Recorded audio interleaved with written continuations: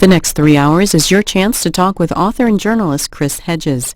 The Pulitzer Prize-winning foreign correspondent will take your calls, emails, and tweets on topics such as war, religion, and politics. Chris Hedges holds a master's in divinity and is the author of 9 books, including War is a Force That Gives Us Meaning, Losing Moses on the Freeway, and his latest, The World as It Is.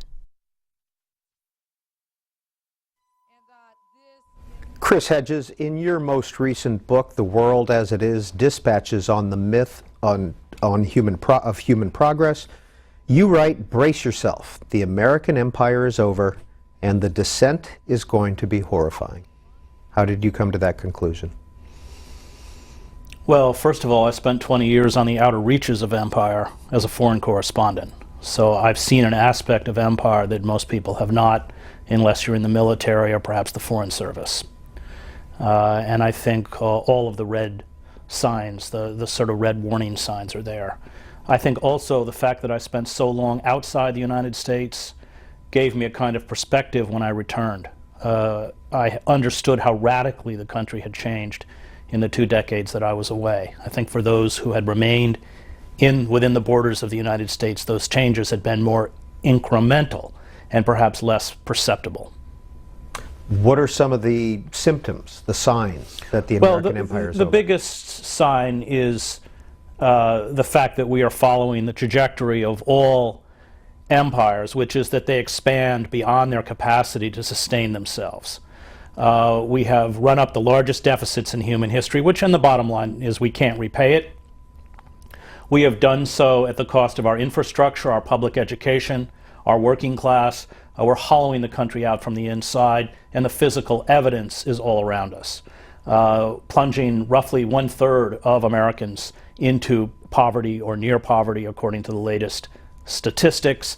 Our bridges, our roads are collapsing, libraries are being closed, fire stations are being closed. These are the signs of a nation, or let's call it an empire, that is reaching a kind of a terminal point. And if we don't radically rechart our course, then the collapse is going to be very frightening and very chaotic. In Empire of Illusion, which you wrote and published in 2009, you write, "Those captive to images cast ballots based on how candidates make them feel. They vote for a slogan, a smile, perceived sincerity and attractiveness, along with the carefully crafted personal narrative of the candidate. It is style and story, not content and fact, that inform mass politics." Precisely, and the structure of the corporate state, as well as the imperial state, remains untouched. It doesn't really matter which political party holds office. The policies of George W. Bush have been assiduously carried out for the large part by Barack Obama. And even figures like Dick Cheney have confirmed this, whether it is the so-called war on terror, the refusal to restore habeas corpus, the eavesdropping, wiretapping, and monitoring of tens of millions of Americans, which under our Constitution should be illegal, passed for the FISA Reform Act, which Barack Obama supported, whether it is the looting of the U.S. Treasury on behalf of Wall Street. All of these are policies which are bipartisan. And that is because we have undergone, I think, in the last few decades, a kind of slow motion coup d'etat, a corporate coup d'etat, whereby the citizen is rendered impotent, and it is solely the interests of corporations which are paramount within the circles of the power elite. I mean, one could take many examples, but Obamacare would be a good one. I share the right wing's critique of Obamacare. It's a disastrous bill. It was written by corporate lobbyists, 2,000 pages of it. It is essentially the equivalent of the bank bailout bill for the pharmaceutical and insurance industry, $400 billion in subsidies. Meanwhile, the White House handed out exemptions because these corporations do not want to insure chronically ill children. I mean, think of it in moral terms. It really means that we live in a country where it is now legally permissible for corporations, for-profit corporations, to hold sick children hostage while their parents frantically bankrupt themselves trying to save their sons or daughters. This is the kind of world the corporate state creates. And the Democrats and the Republicans are both handmaidens of corporate interests, which is why Congress has such a low approval rating. I mean, the American public's not fooled by this. In 2010, Death of the Liberal Class came out. Here's a quote: "The election of Obama was one more triumph of illusion over substance. It was a skillful manipulation and betrayal of the public by a corporate power elite. We mistook style and ethnicity, an advertising tactic pioneered by Calvin Klein and Benetton, for progressive politics and genuine change." Sure, Obama functioned as a brand. Now remember, 2008, the financial collapse, Wall Street was terrified. They thought they'd been found out. They thought they would have to pay a price for their criminal activity, fraudulent activity, and malfeasance. And Obama functioned as a brand in the same way that people of color or HIV-positive models were used by Benetton and Calvin Klein to associate their products with a risque lifestyle and progressive politics. But as with the function of all brands, we confused a brand with an experience. Obama won Advertising Age's top annual award, Marketer of the Year, because the professionals knew precisely what he had done. He beat Nike, Apple, Zappos. And that's what he was. He, to quote Cornel West, became essentially a black mascot for Wall Street. One of the themes in a lot of your books is criticism of liberals. Why? Because the liberal class was never meant to function as the political left. The liberal class was meant to function as the political center. And I spent a lot of time in Death of the Liberal Class going back to the radical and populist movements at the turn of the century, which were very powerful.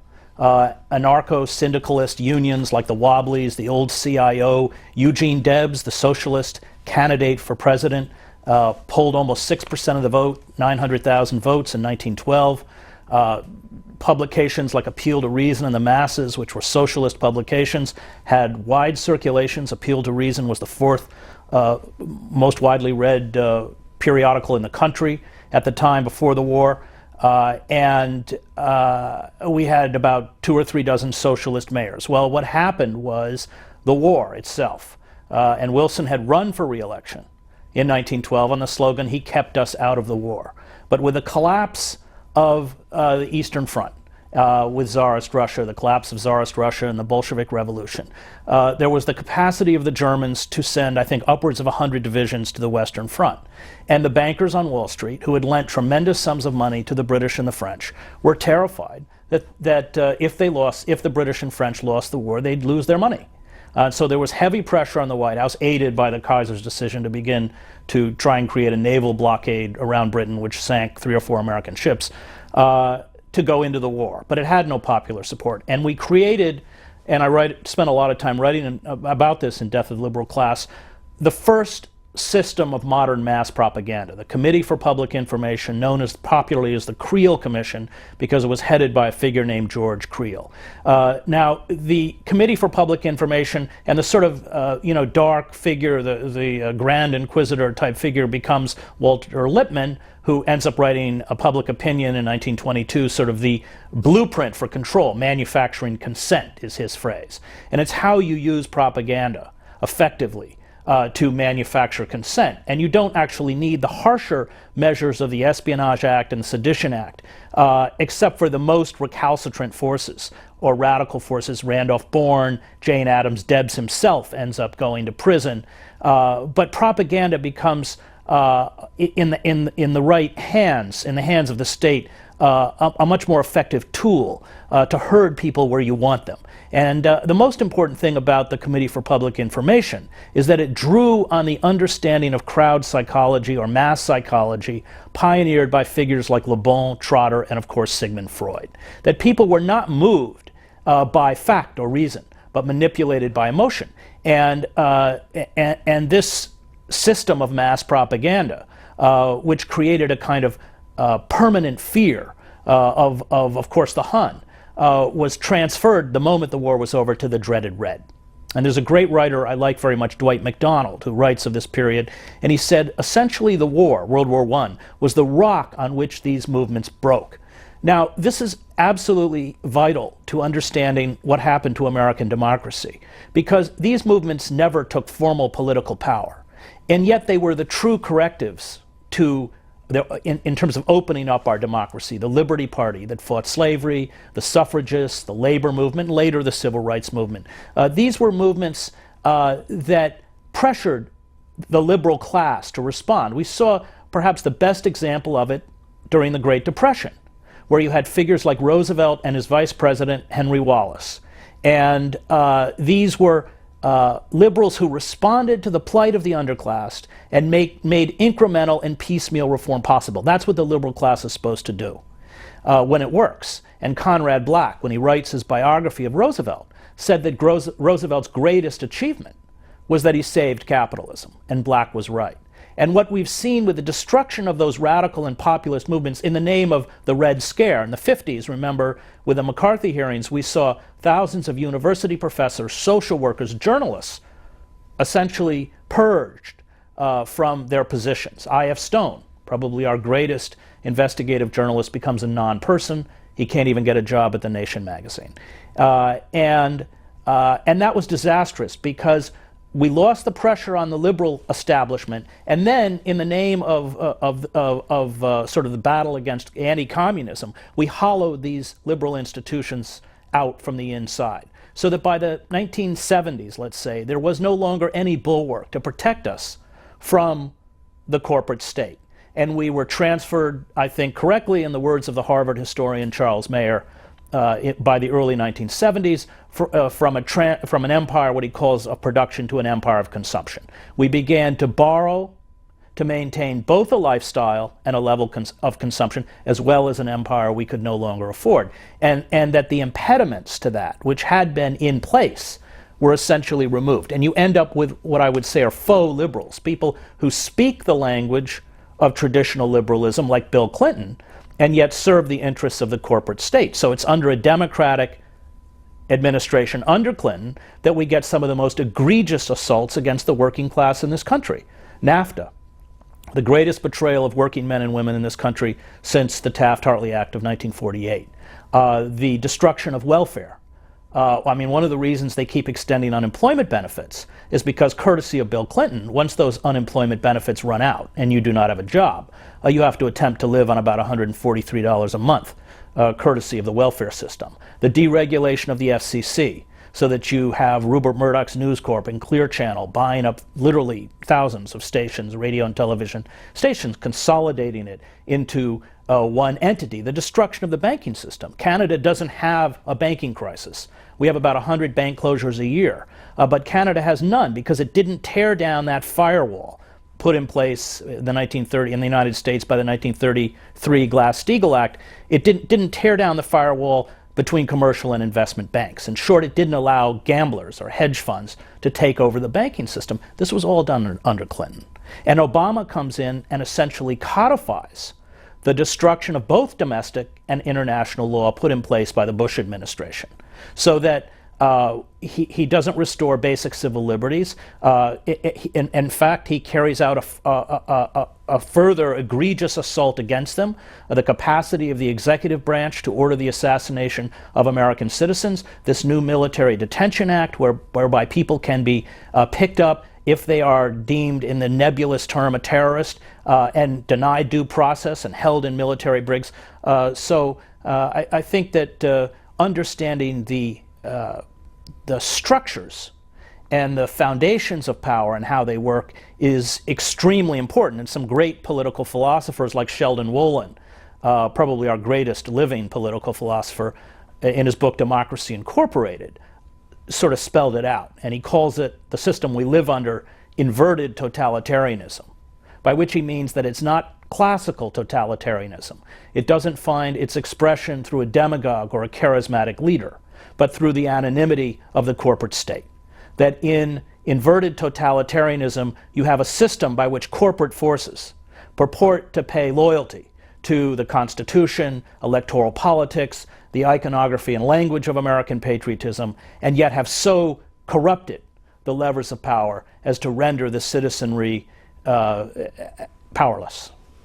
Chris Hedges, back to your book, Death of the Liberal Class. You write that the creed of impartiality and objectivity that has infected the liberal class teaches, ultimately, the importance of not offending the status quo, the professionalism demanded in the classroom, in newsprint, in the arts, or in political discourse is code for moral disengagement. Of course, because what you end up doing is paying deference to institutions like Goldman Sachs, which are criminal enterprises. You pay deference to power centers that have long ago walked away from responsible citizenship, whether it's coal companies in Appalachia, or whether it's chemical plants that are polluting rivers, or whether it's Wall Street. And I think that inability to make those moral judgments has rendered the liberal class not only useless, but despised by large segments of American society. And I think, frankly, they have every right to be despised because they posit themselves as sort of the moral voice, the conscience of the nation. And yet, I think have failed miserably. And my book, Death of the Liberal Class, is really an attack on the pillars of the liberal establishment.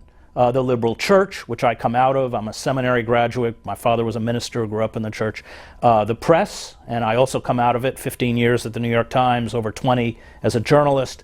Labor unions, which of course have withered, and now we're seeing a final assault against public sector unions, the last sort of readout of unionized activity in the United States. Culture, which has become commercialized junk largely, and education itself, which has become increasingly geared towards keeping people within their economic strata and giving them the vocational skills to serve the interests of the corporate state. Chris Hedges, back to your most recent book, The World as It Is. First of all, how is that book organized? It's organized around, these are essays. I write a weekly column for Bob Scheer's great website. Bob Scheer used to be the editor of Ramparts, and I'm a great admirer of his work and a great friend. Anyway, he runs this website, Truthdig, and I write a weekly column. So these are, over the last 5 years, some of the columns that I've written, and it's built around issues of the Middle East. I was the Middle East bureau chief for the New York Times. I spent 7 years in the Middle East. It's a region I know intimately well, and most of that time I'm an Arabic speaker in the Arab world or in the occupied territories. So I have a particular sensitivity to the pain, particularly I think of Palestinians, but also I think for many within the Muslim world, and I have spoken out quite strongly on their behalf. It's built around empire, and these are sort of the themes that I hit within my books, but also tend to hit in my weekly columns. In the last column in the book, They Kill Alex, it's called. Who is Carlos Arredondo? He's the father of a young Marine who was killed in Iraq. And it's the story of the pain of that family and the loss of that son. And I'm very sad to report that just a few days ago, Alex's brother, who was also a veteran, committed suicide. What did the father do after he found out his son was killed? He went to the van where the two Marine officers had driven to his house to inform him about the death of his son with a can of gasoline and lit it on fire. In 2005, Chris Hedges, you wrote the book Losing Moses on the Freeway, The 10 Commandments in America. Who are or were Patrick and Tyrone? Patrick and Tyrone. When I graduated from college at Colgate University, I moved into or across the street from a housing project in Boston, in Roxbury, the Mission Main and Mission Extension housing project, which at the time was one of the, it's been since been raised and rebuilt, but at the time was one of the most dangerous spots in the city, a 60% vacancy rate. The street, I ran a small church there as a seminarian. I was attending Harvard Divinity School, but commuting into Cambridge to go to classes. And the street in back of my house, Gore, had the highest homicide rate at that time in the city of Boston. Patrick and Tyrone were two kids. They were heroin addicts. And I always say that my 2.5 years in Roxbury is when I learned to hate liberals. Because I was commuting into Harvard where everybody wanted to, empower people they'd never met. They liked the poor, but they didn't like the smell of the poor. And the matching the rhetoric of this classic sort of liberal Christianity with the reality on the streets of Roxbury was a huge wake-up call for me. And I was, at the time, a member of the Greater Boston YMCA boxing team. We used to go down to Charlestown and fight for $25 a fight on Saturday nights. And I physically threw them off my street. They were pushing heroin on kids on the street. I actually caught them raping a 14-year-old girl and beat them up. And I don't say any of this with any kind of pride. It was a deeply troubling time for me. And I used all of the mechanisms of authority, which in many ways I had moved to Roxbury to defy, to make their lives miserable. I went to they were skipping schools, so I went to the truant officers. They had petty crime, had committed petty crime. I went to probation officers. I went to the police. They lived for a while in an abandoned house, and I would take out the fuses because they had rewired the fuse box. And then eventually at the end, they broke into my house and were waiting for me with lead pipes. And the reason they were unable to attack me is because another boy that I had been close to and tutoring, he and one of the guys I lived with had been tutoring in math, Stanley, found them. I saw the back window of my house broke in the manse and climbed in and informed me. But it was really earth-shattering period for me, because I realized in some sense, and I write that in the book, that I was the enemy. That when I was fearful and cornered, I reached out to the very levers of control that these people could never reach out to. That I had that ability to make the system work on my behalf because I was white and I came from privilege and I was educated in a way that they didn't. And I think that was a really important lesson for me in terms of white supremacy and white privilege and what it means. And I kind of bear it as a mark of Cain, and yet I did it. While evangelicals often champion a gospel of greed and personal empowerment, liberals often speak on behalf of oppressed groups they never meet, advocating utopian and unrealistic schemes to bring about peace and universal love. Neither group has much interest in testing their ideologies against reality. Why did you leave Roxbury and the seminary? Well, I went into seminary to be an ordained minister, and I became increasingly disenchanted with both liberal institutions like Harvard Divinity School as well as the liberal Presbyterian Church, which I came out of. That I felt that they paid lip service to the poor as well as lip service to values that in fact they were not willing to fight for. So it was a rupture with the institutional church, which was particularly painful because I had been raised within the institutional church. Not only was my father a parish minister for all of his life, but my mother as well was a seminary graduate, although went on to become a professor. So, it was a really difficult time. This was an institution that had nurtured me. I think I still speak and think in the way that it taught me. That is sort of ethically and finally perhaps even religiously. These are not values I've necessarily discarded, but I had at that point a huge schism with the institution itself. And I'd always written. I had been editor of my high school paper and all that kind of stuff, and had published in the Christian Science Monitor when I was in college, and very interested in what was happening in Latin America at the time. These were military dictatorships, Pinochet in Chile, the dirty war in Argentina, the death squads in El Salvador, this kind of stuff. And my second year in divinity school developed a friendship with a great journalist, Robert Cox, who had been editor of the Buenos Aires Herald. And Bob was an amazing man. He, at the height of the dirty war, would publish the names of the people who had been disappeared the night before on the front page. Until he himself was disappeared, and was only saved because he was a British citizen, later knighted. Anyway, he was at Harvard, and that was for me a huge window into I think what journalism that had a kind of moral center could be. Bob's great sort of intellectual mentor was Orwell, And so I left divinity school. I would go back and finish, but I left to go to Latin America, studied Spanish with the Maryknoll Fathers in Cochabamba, Bolivia.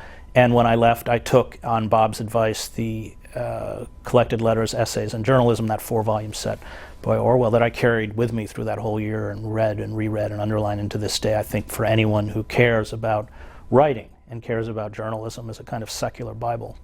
In that book, Moses, you write about your last night in Roxbury throwing a bottle at the church where you had served and then driving off.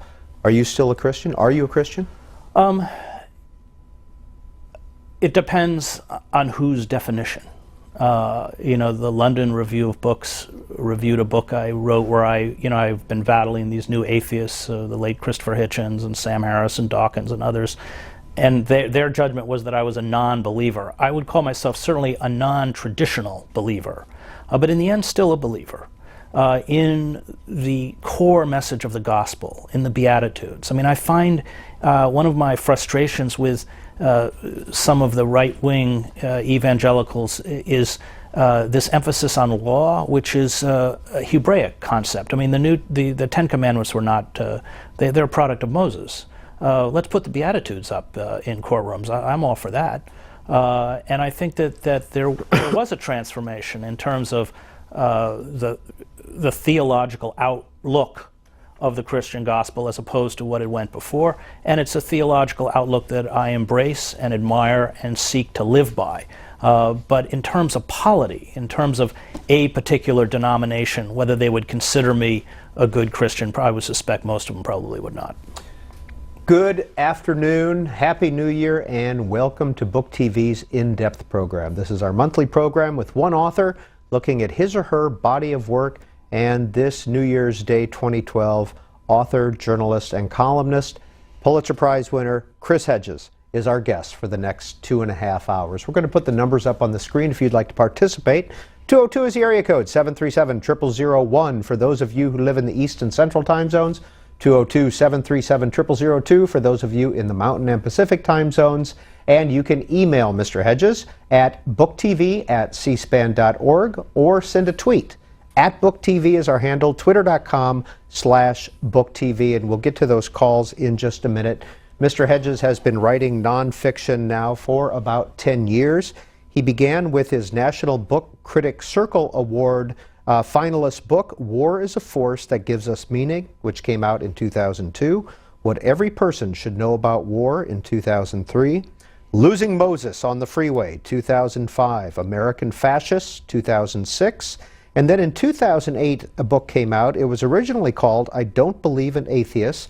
It is now called When Atheism Becomes Religion. That's in 2008. Collateral Damage, also in 2008. Empire of Illusion, a bestseller, came out in 2009. Death of the Liberal Class was also a bestseller, 2010. And his most recent, a compilation of his columns from Truthdig, came out last year, The World as It Is. American Fascists and I Don't Believe in Atheists, or When Atheism Becomes Religion. Where did those books come from? I think from the same place, actually. My frustration, part of my frustration with the liberal church is that they didn't call out the proponents of the gospel of prosperity. The idea that Jesus came to make us wealthy. The idea that Jesus, who was a pacifist, would bless the dropping of iron fragmentation bombs all over the Middle East is heretical. And the liberal church equivocated in the name of dialogue, in the name of tolerance, word, by the way, Martin Luther King never used.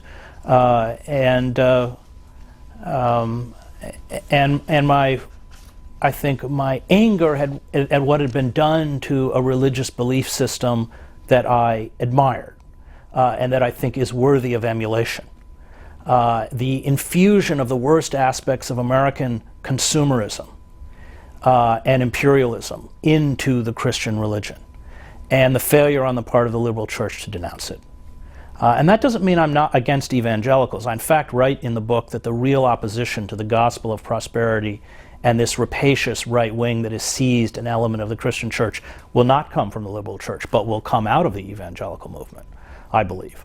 And so my frustration over what had been done, and then the same kind of cheap characterization of Christianity that was done by the New Atheists. They attack a form of or a caricature of religion that I also detest.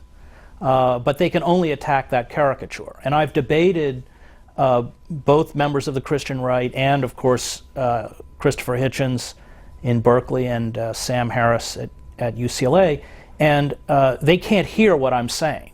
They can only attack their caricature of who I am, and that's what the Christian right does as well. So if I am debating the Christian right as I have, then I am a proponent of godless secularism. If I am debating a new atheist, then I believe in magic and angels and miracles, which I don't. And I think that fundamentalism can come in secular form. It can come through the language of scientific rationalism. The political agenda of figures such as Hitchens or Harris is really no different from the Christian right, because they elevate Western civilization. So they are attacking the Muslim hordes because they're barbaric, whereas by the Christian right, they're sort of forces of Satan. But the result is the same. And what it really is at its core is a form of self-exaltation in both cases. It is about elevating me above everyone else, morally, spiritually, intellectually, and abrogating the right to impose what I define as a virtue by force on those who are different. And both the New Atheists do it and the Christian right does it. And When Atheism Becomes Religion came out in 2008. It came out after public debates with Sam Harris and the late Christopher Hitchens. Mr. Hedges writes about the atheists, they see only one truth, their truth. Human beings must become like them, think like them, and adopt their values, which they insist are universal or be banished from civilized society. All other values, which they never investigate or examine, are dismissed. When were you with the New York Times? 1990 to 2005. And why did you leave? Well, we had a little dispute over something called the Iraq War. And I'd spent a lot of my life, not only, of course, in the Middle East, but in Iraq. I understood, like most Arabists, that the arguments used to justify the invasion and occupation of Iraq were non-reality based. This is not a political discussion. It's the idea that we would be greeted as liberators and there wouldn't be an insurgency, that democracy would be implanted in Baghdad and emanate outwards across the Middle East, that, remember, the oil would pay for the reconstruction. I mean, these were just spun by people who had no idea what they were talking about. And but to get up and say that, despite the wealth of experience that I had within the region and within Iraq itself, became deeply polarizing. And I gave a commencement address that I'd been saying it, but it came to a sort of a head when I gave a commencement address at Rockford College, where I was booed off of the stage, had my microphone cut. People stood up and started shouting things against me. At one point, they stood up and sang "God Bless America," and I was actually escorted off of the platform before the awarding of diplomas, since they didn't want any sort of fracas by close contact with students. And this got picked up by Fox and the sort of trash talk media, which looped it, hour after hour. And the New York Times responded by giving me a formal written reprimand. Now, we were Guild at the Times, which means we're unionized, and the process is you give the employee a written reprimand, and then the next time they're fired. So I faced a difficult choice, which is that I would have to, in essence, muzzle myself in service of my career. But on a fundamental level, I was very close to my dad, who was a great minister and an activist in the civil rights movement, the anti-war movement, the gay rights movement. His brother was gay, and he was very outspoken supporter of gay rights. I realized at that point that to do so would be to betray my father, and I wasn't going to do that, and so I left the paper. And The World as It Is, Mr. Hedges writes, I have never sought to be objective. How can you be objective about death squads and El Salvador massacres in Iraq, or Serbian sniper fire that gunned down unarmed civilians, including children, in Sarajevo? How can you be neutral about the masters and profiteers of war who lie and dissemble to hide the crimes they commit and the profits they make? That's from his most recent book, The World as It Is. And now it's your turn, David, in Hobe Sound, Florida. You're on with Chris Hedges. Please go ahead. Thank you, and good afternoon to both of you. You spoke of your admiration for Dwight McDonald. The only thing with which I agree with Leon Trotsky about is when he said that everybody has the right to be stupid, but Comrade McDonald abuses the privilege. Well, I'm glad that you're on so that America can see who writes for the New York Times. But get to the question I called to ask. You said while you were making speeches for one of your books that if we went to war with Iraq, you would not pay your taxes. No, it was Where do you get all that? It was Iran. It was Iran, not Iraq. I said that if we went to war with Iran, I wrote an article for The Nation magazine that said I would not pay our taxes, my taxes. That's correct. And what about his point about liberal journalists writing for the New York Times? I don't think the New York Times at this point can be considered a liberal newspaper. Remember that it was one of the chief propagandists or cheerleaders for the war in Iraq. And had to write sort of a mea culpa afterwards. It completely missed the looming financial meltdown because instead of walking into poor neighborhoods where families were being given subprime mortgages that bankers and mortgage brokers knew they could never repay, and then of course these things were fraudulently diced up and sold as assets, they were running down and doing lunch with Robert Rubin. The New York Times, in the words of Sidney Schanberg, who also had a break with them when he tried to take on real estate developers who were friends of the publisher, papers like that are important in the sense that they stop things from getting worse, Schanberg says, and I think that's right. But this is, it sets very narrow parameters by which it operates.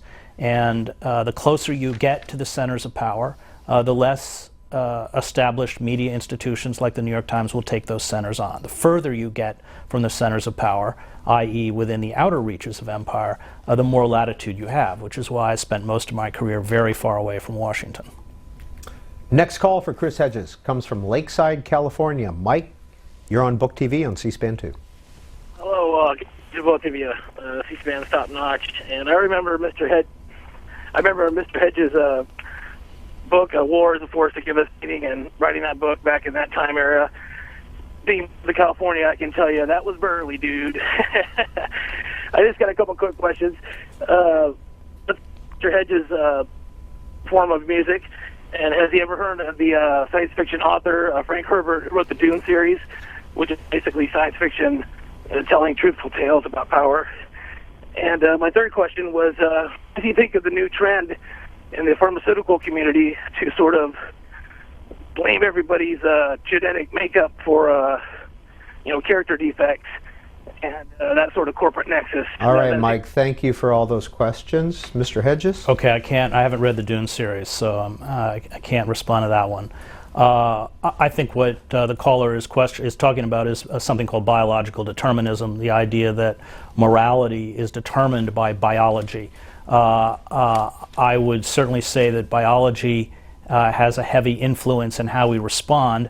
As somebody who has been repeatedly in war zones, I know that when you're afraid, as I have been, you start sort of thinking with another part of your brain, and yet I finally don't believe that biology is a prison. And that I would break with the biological determinists. I think that we do, perhaps not as much as we think, but we do have a capacity for independent action, and I have seen people sacrifice even their own safety or lives to protect others. And so I find the whole idea of genetic makeup or biology determining how we act and determining morality frightening, because I think it absolves us of moral choice. In Empire of Illusion, at no period in American history has our democracy been in such peril or the possibility of totalitarianism as real. Our way of life is over. Our profligate consumption is finished. Our children will never have the standard of living we had. This is the bleak future. This is reality. There is little President Obama can do to stop it. It has been decades in the making. It cannot be undone with $1 trillion or $2 trillion in bailout money, nor will it be solved by clinging to the illusions of the past. That's what you wrote in 2010, 2010, I believe, 2009 is when Empire of Illusion came out.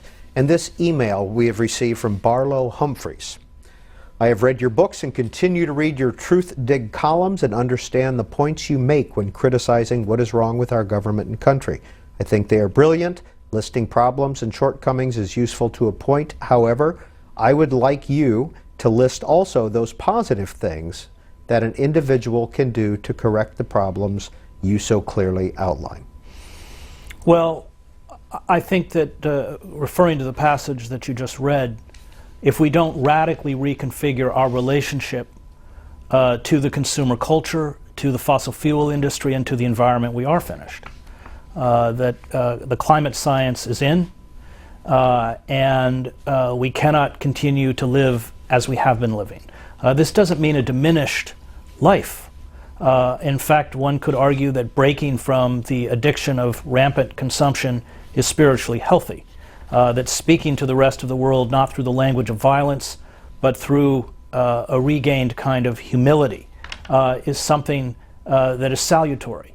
But the fact is, we must radically confront the destruction that humankind is carrying out against the ecosystem if we are to have any kind of sustainable future. So I think the work of Bill McKibben and others is extremely important, especially against this tar sands effort to bring this pipeline down through Canada, which I think Hansen calls the end game or something to that effect. I mean, that basically our chief, NASA's chief climate scientist, in essence saying it's over. And yet we're sitting by pretending it's not happening. We're shredding Kyoto. We've done nothing at Copenhagen, nothing at Durban. What can we do? Well, I'm a great supporter of the Occupy movement because I think that here people are carrying out acts of civil disobedience, understanding that within the system itself there is no way to halt corporate malfeasance and corporate criminality. And I have invested a lot of time in it, and I think that it's a huge sort of glimmer of hope.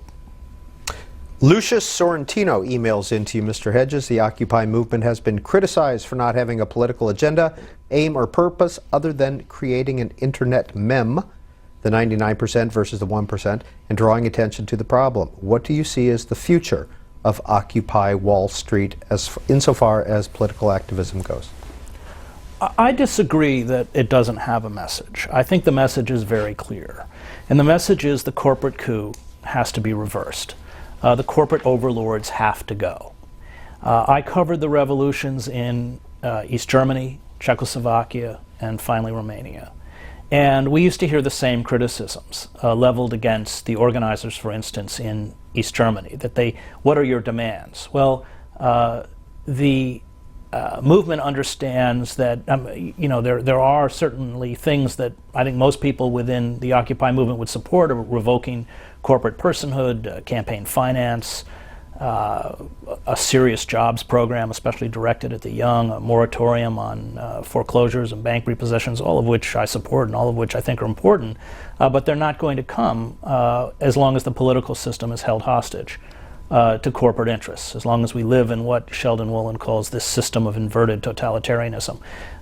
And so they keep it focused on the fundamental problem, and of course the power elite criticizes the movement for not making specific demands, for not funneling this energy back into a dead system. And I think the most telling moment for me came when there was a coordinated effort by 18 cities to shut down Occupy encampments, including in Oakland, LA, New York. And for me, that was an indication of how tone deaf and out of touch those in power are. The idea that they could physically eradicate these movements and yet not address the injustices and suffering that had given birth to these movements. If they functioned as a liberal class should function, let's go back to Roosevelt and Wallace. If they were serious about attempting to save corporate capitalism, they would have immediately announced a $1 trillion jobs program targeted at people under the age of 25, a moratorium on bank repossessions and foreclosures, and forgiving $1 trillion in student debt. I mean, these would have been the kinds of steps that might have been able to begin to ameliorate the anger, the legitimate anger that has gripped many, many, many Americans, and yet they think they can use militarized police forces, and I've been in the middle of it. I mean, these are like being in a Star Wars movie. They're stormtroopers, in essence, command helicopters up in the sky. These are peaceful protests, directing traffic, instances of very brutal behavior, pepper spraying, beating. I was arrested outside Goldman Sachs. People were being slammed into the cement. To think that they can counter this by force, I think, is deeply misguided and shows how out of touch those in power are. Next call for Chris Hedges comes from Seattle. Bob, thanks for holding. You're on BookTV. Yeah, hi, Mr. Hedges. I really appreciate your work. When the former Soviet Union collapsed, the message that we received here was that capitalism was the victor. There was no alternative to capitalism, unbridled capitalism. And, of course, during the last Great Depression of the Roosevelt administration, communism was an active threat to the elites here. So possibly out of fear, the New Deal was enacted. Since there was a vacuum created by the collapse of the former Soviet Union, the elite, the people here had no alternative. So the elites, of course, no longer have any fear of the people because, of course, capitalism is the only answer. It's the victor. But let me ask you a question. Of your current crop of political people in this country, who would you pick as someone that could rebalance the equation here? Okay, Bob, we got the point. Thank you. Mr. Hedges. Well, first of all, let me talk about capitalism. I'm not actually, I'm not a Marxist. I'm not against capitalism. But there are different forms of capitalism. There's the penny capitalism of the farmers in the small farm town in upstate New York where I grew up, who brought their produce in and sold it. There's the regional capitalism of the local hardware store owner or small business owner who lived in the community, paid taxes, sat on the school board. Then there's corporate capitalism, and that I am against. That's something else. It's supranational. It doesn't care about the interests not only of the community but the nation state itself. It will tear down, as it has, trade barriers and drive production overseas. That's what NAFTA did, and of course now we're seeing large-scale factory closures over the border in Mexico as these corporations move to the cut-rate embrace of China's totalitarian capitalism, or Vietnam or Bangladesh, where people in sweatshops are paid 22 cents an hour, or even prison labor. And because of globalism, because of corporate capitalism, because the destruction of national boundaries, workers in this country and everywhere else are told that they have to be competitive on a global scale, which means being competitive with people who work in sweatshops or prison labor in China. And it's corporate capitalism that I find frightening. I'm a huge, in terms of political figures, I don't believe that given the configurations of our political system, we are going to mount a serious challenge to it through the electoral process. I think the challenge will come through the Occupy movements, and I don't think these movements are going away. When you covered the revolutions in Eastern Europe, you became very cognizant of that timetables were impossible to predict. Overthrowing the communist regime in Poland took 10 years. In East Germany it took 10 weeks, and in Czechoslovakia it took 10 days. No one really knows. These movements have a kind of life of their own, how they spring. I was in Leipzig on the afternoon of November 9th, 1989, with the leaders of the East German opposition. And they said, well, maybe within a year there'll be free passage back and forth across the Berlin Wall. Within a matter of hours, the Berlin Wall, at least as an impediment to human traffic, no longer existed. And that was a huge lesson for me, that even those most closely associated with these movements don't know where they're going, and oftentimes don't even know what their potential is. I put my faith in movements. I think Karl Popper in The Open Society and Its Enemies was right. The question is not how do you get good people to rule. That's the wrong question. Most people, Popper writes, who are attracted to power are at best mediocre, which is Obama, or venal, which is Bush.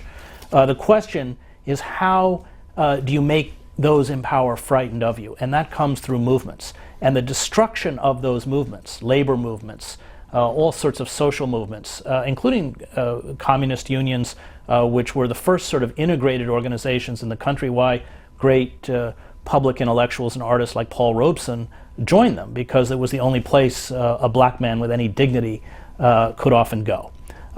These have all been decimated, and that has been catastrophic to our democracy. I think we have to put our faith back into movements, which of course is what the Occupy Wall Street is. It's a movement. In the chapter Illusion of Wisdom, in the book Empire of Illusions, Mr. Hedges writes, our elites, the ones in Congress, the ones on Wall Street, and the ones being produced at prestigious universities and business schools, do not have the capacity to fix our financial mess. Indeed, they will make it worse. They have no concept, thanks to the education they have received, of how to replace a failed system with a new one. They are petty, timid, and uncreative bureaucrats superbly trained to carry out systems management. They see only piecemeal solutions that will satisfy the corporate structure. Their entire focus is numbers, profits, and personal advancement. They lack a moral and intellectual core. They are as able to deny gravely ill people medical coverage to increase company profits as they are to use taxpayer dollars to peddle costly weapon systems to blood-soaked dictatorships. The human consequences never figure into their balance sheets.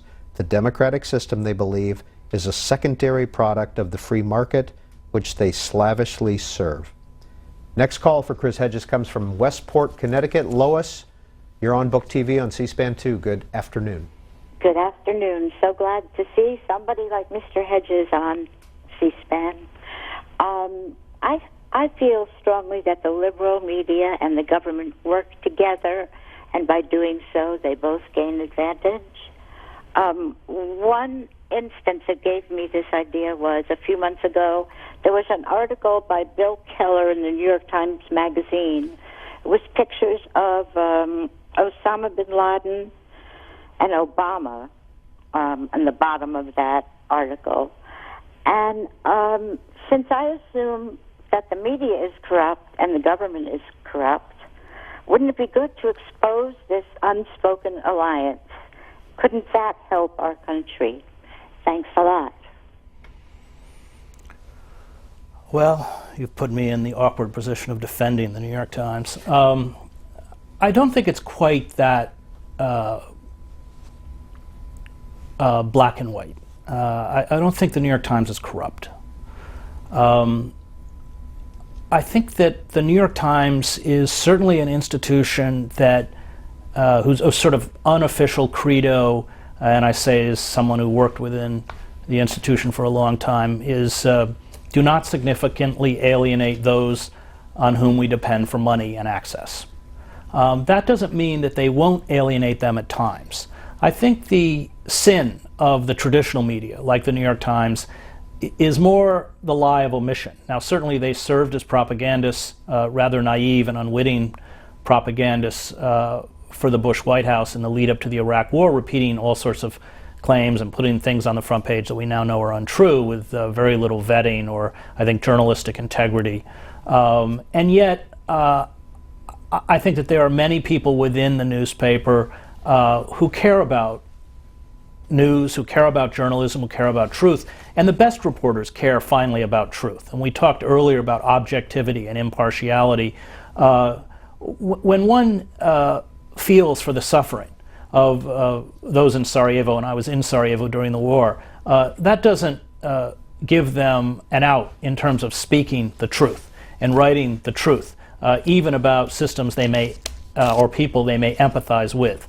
I covered, after the first Gulf War, I was in northern Iraq in the Kurdish-held territories, and I wrote very harsh articles about disputes, even armed disputes between Kurdish factions, corruption, cigarette smuggling, to the point where some of this stuff was even read by the propaganda broadcasts directed at the Kurdish territories out of Baghdad. And yet, as Orwell said, if you look at journalism as a product that we as journalists have to sell, what it is our credibility. That a lie may work in the short term, and a lie of omission is still a lie. But in the long term, it destroys you. So it's not incompatible to feel and also to speak the truth. And I think that the problem with the New York Times is not so much what it covers, but what it often doesn't cover. The fact, as I mentioned earlier, that in the buildup to the subprime mortgage crisis, they weren't out there in poor neighborhoods, that they gravitate towards the centers of power and leave the struggles and the suffering and the injustices that are visited, especially on the weak and the vulnerable, unheard. I think that the media has done a horrific job in terms of highlighting what tens of millions of Americans are enduring. I mean, the 47 million Americans who live in poverty now spend about 35% of their income just on food to eat. And yet they're largely invisible, especially on the commercial media. Now, we are seeing the rise of a non-reality based media. That's Fox News, cable news channels that are not rooted in verifiable fact. And this frightens me very much. Whatever the limitations of the New York Times, and they have them, and I've been very critical of them, including my book, Death of the Liberal Class, they are rooted in verifiable fact. That discussions are based around verifiable fact. And with the rise of so-called media outlets that discard fact, where opinion becomes interchangeable with fact, then you enter a kind of totalitarian state, because people are allowed to believe whatever they want to believe or whatever they are made to believe. And I see the kinds of attacks that are made by the right wing against the New York Times as not so much ideological. I don't think the New York Times at this point can be classified as a liberal newspaper. But I think it's much more pernicious, that what they're attacking is reality-based media and essentially trying to destroy it before they drop that sort of iron curtain of propaganda around all of us.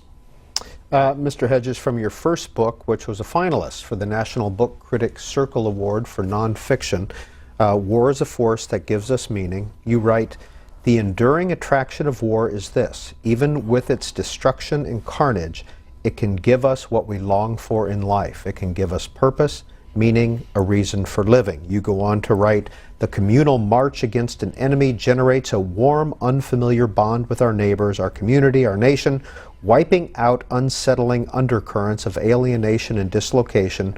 War in times of malaise and desperation is a potent distraction." And finally, "Despite all this, I am not a pacifist. There are times when the force wielded by one immoral faction must be countered by a faction that, while never moral, is perhaps less immoral." And I say that with a great deal of pain, because I know what violence does. I know the poison that it is.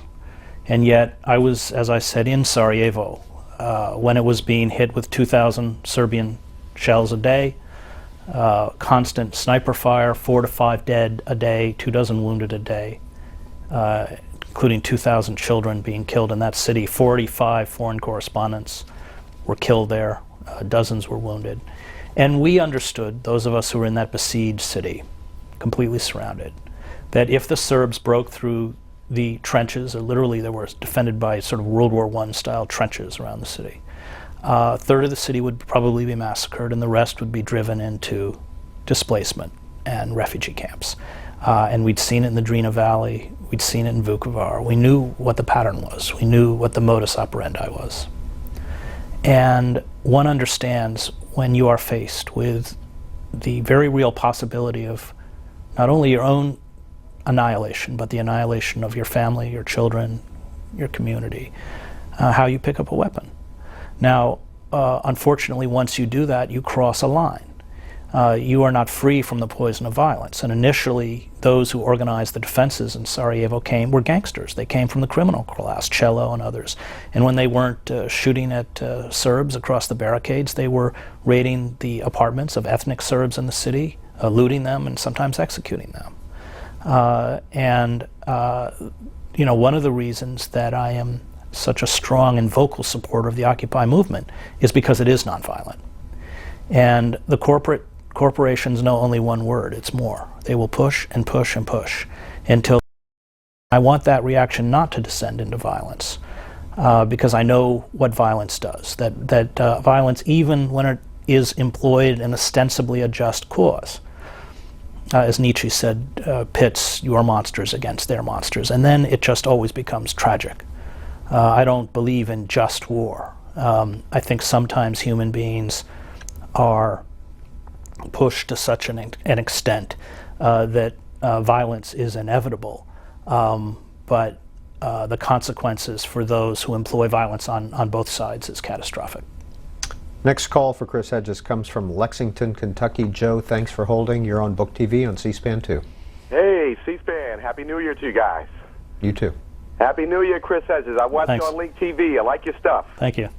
And just wanted your opinion on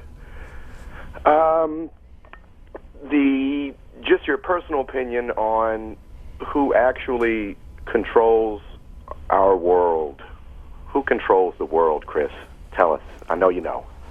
Well, I think the world's a big place, but certainly the most powerful entities are these huge corporations. Corporations like Goldman Sachs, for instance. Because I spent so much of my life in the developing world, places like Africa, Latin America, and the Middle East, just to give you a small example, I saw what happened when commodity futures were bought up by corporations like Goldman Sachs, and wheat, for instance, which it has in the last year, its price increased by 100%. I saw the human consequences of that. The children who were malnourished and even in some cases died of starvation because they couldn't afford to eat. The wars in both Iraq and Afghanistan have very little popular support, and yet for a handful of corporations, Lockheed Martin, Northrop Grumman, Halliburton, they're immensely profitable, as war is for a certain tiny segment of the power elite, and always has been. As Smedley Butler said, war is a racket. So I think that we unfortunately have created a world where power has become centralized in the hands of a select group of corporations that are more powerful than the state itself. That it is within the American political system impossible to vote against the interests of Goldman Sachs. And unless we thwart that power, we are doomed, because corporations, unfettered capitalism, and Carl Polanyi wrote a great book about this in 1944 called The Great Transformation, turn everything into a commodity. In that sense, Karl Marx was right. I mean, unfettered capitalism is a revolutionary force. And human beings become commodities, the natural world becomes a commodity that you exploit until exhaustion or collapse. And that's why the environmental crisis is intimately twinned with the economic crisis. And if we don't somehow find a mechanism or a way to break the power of those corporations, they will continue to trash the ecosystem to the point at which life for huge segments of the human species will be unsustainable. Chris Hedges, David Chow's emails into you from New York City. Do you see today's economic and political climate as somewhat resembling that which existed in Germany during the 1930s? Well, Noam Chomsky, and I'm a great admirer of Chomsky, has made that comparison. I think in some ways, yes, it's always difficult to make those historical analogies because one has to be very cognizant of the major differences, including the massive war reparations, the defeat of World War I, the fact that Germany had no real tradition of a liberal democracy under its monarchy. But I think that there are some frightening similarities, the most important being a kind of Weimarization of the American working class, the disenfranchisement of working men and women. It used to be in this country, going back to the 50s into the 60s, that you could work in an auto plant or a steel mill and make a salary that would actually support a family and allow you to buy a small house and send your kids to college, and you had medical benefits and a pension plan, and all of that's vanished. That we have thrust our working class into the service sector economy, low wage economy, households. Not only do people tend to work within the working class more than one job, but almost everybody in the house is working in order to keep afloat. And that has been a devastating change. And I think one of the rise of the Christian right, as I argue in American Fascists, is directly linked to this despair. Because these economic dislocations bring with it destructions of communities, destruction of families, substance abuse, domestic abuse, all the attendant problems that come when communities break down, and people retreat from this reality-based world, which frankly almost destroys them, almost has destroyed them, into a non-reality-based belief system, and all totalitarian systems are non-reality-based belief systems. A world of magic, of historical inevitability, a world where God intervenes on your behalf. And I think the only way to bring these people back into a reality-based world is to re-enfranchise them within the economy. And I think this is something that we saw in Weimar. That it was despair, and all the great writers on totalitarianism, Hannah Arendt, Karl Popper, Fritz Stern, use despair as that starting point that drives people into these very frightening movements. And I think that despair is very prevalent within American society and very dangerous. In his 2005 book, Losing Moses on the Freeway, The 10 Commandments in America, Mr. Hedges writes, "We watch impassively as the wealthy and the elite, the huge corporations, rob us, ruin the environment, defraud consumers and taxpayers, and create an exclusive American oligarchy that fuses wealth and political power. We watch passively because we believe we can enter the club. It is greed that keeps us silent." Susie in L.A., good afternoon. Chris, I want to thank you for your thoughts and your books. They're very deep, and they really open many of our minds to some very important concepts. And you really try, at least from my observation, to present a lot of deep thought and objective reality.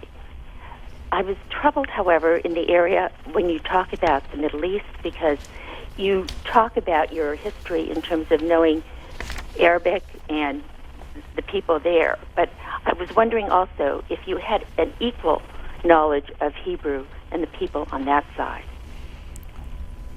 Well, I lived in Jerusalem for 2 years. I don't speak Hebrew. That was a conscious decision because when I worked in the Middle East, to be working in Syria or Baghdad and to speak Arabic and have any Hebrew words creep into your Arabic could immediately land you in prison, although I have to say that eventually in both Iraq and Iran, I was thrown in prison anyway, or jailed for brief periods of time.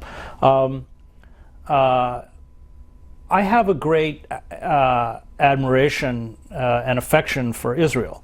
And I think that the parameters of the debate about the Middle East and about the Israeli-Palestinian conflict in Israel are far broader than they are in the United States. My opinions are not particularly controversial in Jerusalem among most of my friends who sort of yawn and pour themselves another beer. But they are in the United States. The newspaper Haaretz, for instance, the Israeli newspaper Haaretz, I think, has probably the best coverage of the Palestinians of any paper in the country. And all of these articles are written by Israeli Jews. Danny Rubenstein, Amir Haas, Gideon Levy. These are really great journalists and do Israel credit. So I think that the frustration for many of us old Middle East hands is that we saw possibilities in Oslo and in the relationship between Yitzhak Rabin and King Hussein, and I knew King Hussein and covered Rabin. And with the assassination of Rabin, we watched that hope essentially vanish, and Israel, as the United States has, essentially become captive to a really rapacious right wing. I mean, for instance, the Israeli Foreign Minister Avigdor Lieberman, who has openly called for the ethnic cleansing of Israeli Arabs and Palestinians. I mean, this was unthinkable when I first got to Jerusalem in 1988.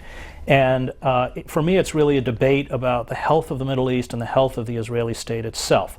I don't think that responding to a historical injustice through the use of force and occupation is, in the long term, productive for the state of Israel itself. Yet at the same time, of course, I adamantly oppose, and there are those within the Arab world who call for the destruction of the state of Israel. Most states, including our own, I spent a lot of time in Pine Ridge for a new book, were founded on historical injustices, but I think we have to work out, as we're being wanted to, an accommodation whereby which both peoples can live in dignity. Chris Hedges, what is Pine Ridge, and when will this new book come out? I've been working for 2 years with the comic artist Joe Sacco on a book called Days of Destruction, Days of Revolt, that will be out in June. And we have gone to the sacrifice zones, the poorest pockets of the United States. Camden, New Jersey, which per capita is the poorest city in the country, also the most dangerous. Pine Ridge, South Dakota, it's a Lakota reservation, where the average life expectancy for male is 48, the lowest in the Western Hemisphere outside of Haiti. We've worked a lot in the coal fields of southern West Virginia. And I mean, the destruction of the Appalachian Mountains is truly frightening. Instead of sort of burrowing for coal, they're just blasting the mountains into a moonscape, into rubble, destroying the water, destroying the air. None of this is going to come back. It's cannibalism. And then finally in the tomato fields and the agricultural fields in Florida with primarily undocumented, although not exclusively undocumented workers, to take, and the last chapter is Zuccotti. When we began the book, we did give it the title, Days of Destruction, Days of Revolt, but the revolt was conjecture. And then towards the end of it, suddenly flowered this movement, which became a kind of expression of what we felt would be a response. We didn't know what the response was going to look like, but we felt there would be a response, a popular response. And it's a look at what happens when you kneel before the marketplace. And when human lives, or the course of human life in human community, are determined by the dictates of the marketplace, and there are no impediments to corporate control, because these sacrifice zones are now expanding outwards across the country. I mean, roughly 1/3 of this country already lives in pretty extreme poverty, or certainly struggles, and that will only grow if the corporate state is not stopped, because their goal is to reconfigure, and we're already very far down that road, into a kind of oligarchic neo-feudalism, where you have a rapacious, moneyed, entitled elite which controls the economy, systems of communication, education, as well as political power, a sort of thin managerial class, and then 2/3 of the country are left scrambling to survive. You're watching BookTV on C-SPAN 2's in-depth program. Chris Hedges, author, journalist, Pulitzer Prize winner, is our guest this month. Mark in Sonora, California, good afternoon. Hi, Mr. Hedges. We had mentioned earlier about going into, I think the other caller, I think he said Iraq, and we were talking about Iran. And I'm kind of wondering, what do you think would take for us to get into Iran?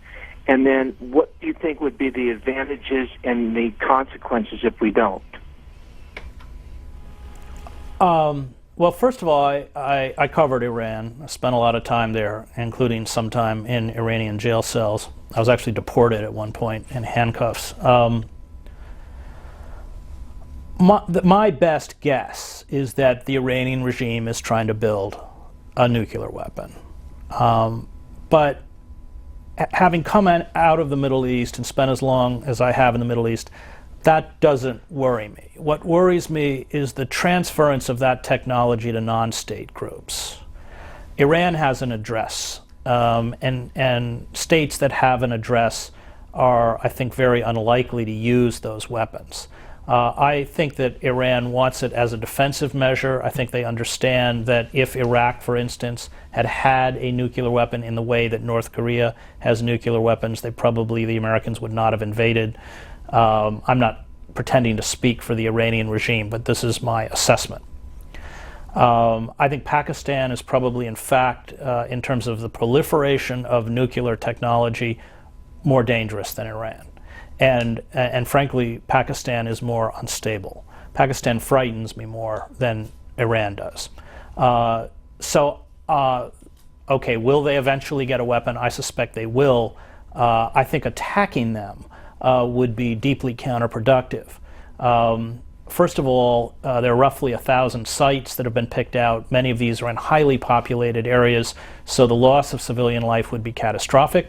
Remember that Iraq is primarily Shia, and I think that an attack on Iran would be interpreted throughout the Muslim world as an attack on Shiism itself. 2 million Shiites in Saudi Arabia. Bahrain is primarily Shia. Shia minorities in countries like Pakistan itself. And I think then you would have a kind of conflict go regional. It is my understanding that the Iranians, if attacked, even if Americans are not directly involved, and it is primarily an Israeli attack, although I'm not sure that's possible because I think they have to fly over Iraqi airspace, they will obliterate any American bases, including the Green Zone, in Iraq, with, of course, heavy loss of American life. So I don't want to defend the Iranian regime. They're a pretty perfidious group. Yet at the same time, I think that attacking Iran would really be a disaster. Chris Hedges, how'd you earn the honor of being handcuffed and deported from Iran? And if people wanted to read one of your books and hear that story, which book should they read? I don't know that I put that story in a book. Okay. War is a Force That Gives Us Meaning has sort of the most personal accounts. It's a meditation on war, starting, it's not chronological, but it's a meditation on what war does to individuals and societies. And I draw from many of the conflicts that I covered, roughly a half dozen, from Sarajevo and Kosovo to the first Gulf War, where I was actually captured and taken prisoner by the Iraqi Republican Guard in Basra. And, you know, I've never gone back and reread it. It was such a painful book to write, so I can't tell you whether the Iranian story is in there. But in short, it's just a silly foreign correspondent story. We can fill up 3 hours of those if you want. But what happened was I was supposed to interview the president, Rafsanjani,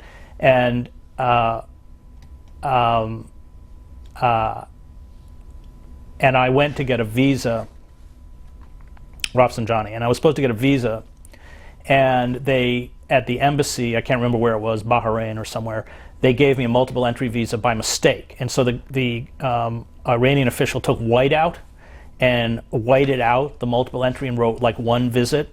So I got to the airport very late at night, and these border guards, or you know, the sort of customs police, accused me of forging the visa.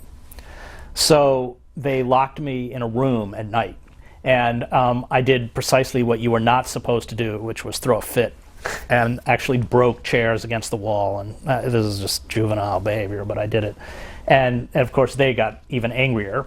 And the next flight out was at 5 or 6 in the morning. It was a Turkish Airlines flight, and so these big guards came in and handcuffed me and took my passport and escorted me onto the Turkish Airlines flight.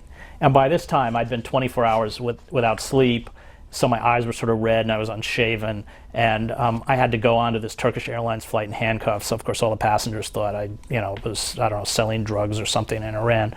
And they gave my passport to the captain of the plane and said that I was not allowed to have my American passport back until I had reached Turkish airspace. So that was my... Did he give it back to you when you hit? He did. I also was in, that's not the only time I was in a jail cell in Iran. I was also picked up by the Caspian Sea, where I didn't have permission to be, and they have people's militias called Basiji, and so they captured me, and they decided to put me on trial in the morning, but they wanted to wait for a big crowd because it would be sort of a fun event, and they put me in a jail cell there, and I always carry a book with me, so I had Dostoevsky's The Idiot. I read 170 pages of The Idiot in an Iranian jail cell, and my translator was out there frantically and sort of charmingly trying to get us out. And at about 2 in the morning, an Iranian police officer came, opened my cell door, said he would escort us to the limits of the province. And when we got to the limits of the province, we got out of the car, and I tried to give him money, actually, And he said, no, he said, I hate this regime. He said, now get in your car and drive all the way to Tehran and don't stop. And so I was spared the people's trial, which I'm sure I would have been found guilty of something. Richard, Laurel, Maryland. Good afternoon. You're on Book TV on C-SPAN 2. Thank you. I've had a question in my mind ever since 9/11 that never has really been. It has been addressed rather sparsely in the media, but Pat Buchanan on McLaughlin's show, and I'm going to paraphrase what he said, was that we need to realize that with the occupation of religious sites or sacred areas of the Middle East by the United States and the United States' support of Israel, these are reasons why 9/11 occurred, perhaps, and until we address those issues, we will continue down the same path. Mr. Hedges. Well, the caller raises an important and delicate point. What were the attacks of 9/11? Huge explosions and death above a city skyline as a peculiar form of communication. It was straight out of Hollywood. Where did these attackers learn this tactic? From us. When Robert McNamara began bombing North Vietnam, bombing attacks that would leave hundreds of thousands of civilians dead, he said it was, and I quote, a means of communication with Hanoi. And what happened on 9/11 was that those means of communication were brought home to us. 9/11 for me was one of the great tragedies, historical tragedies of our country, because the only way to fight terrorism, and terrorism has been with us since Sallust wrote about it in the Jukathan Wars, is to isolate terrorists and terrorist groups within their own societies.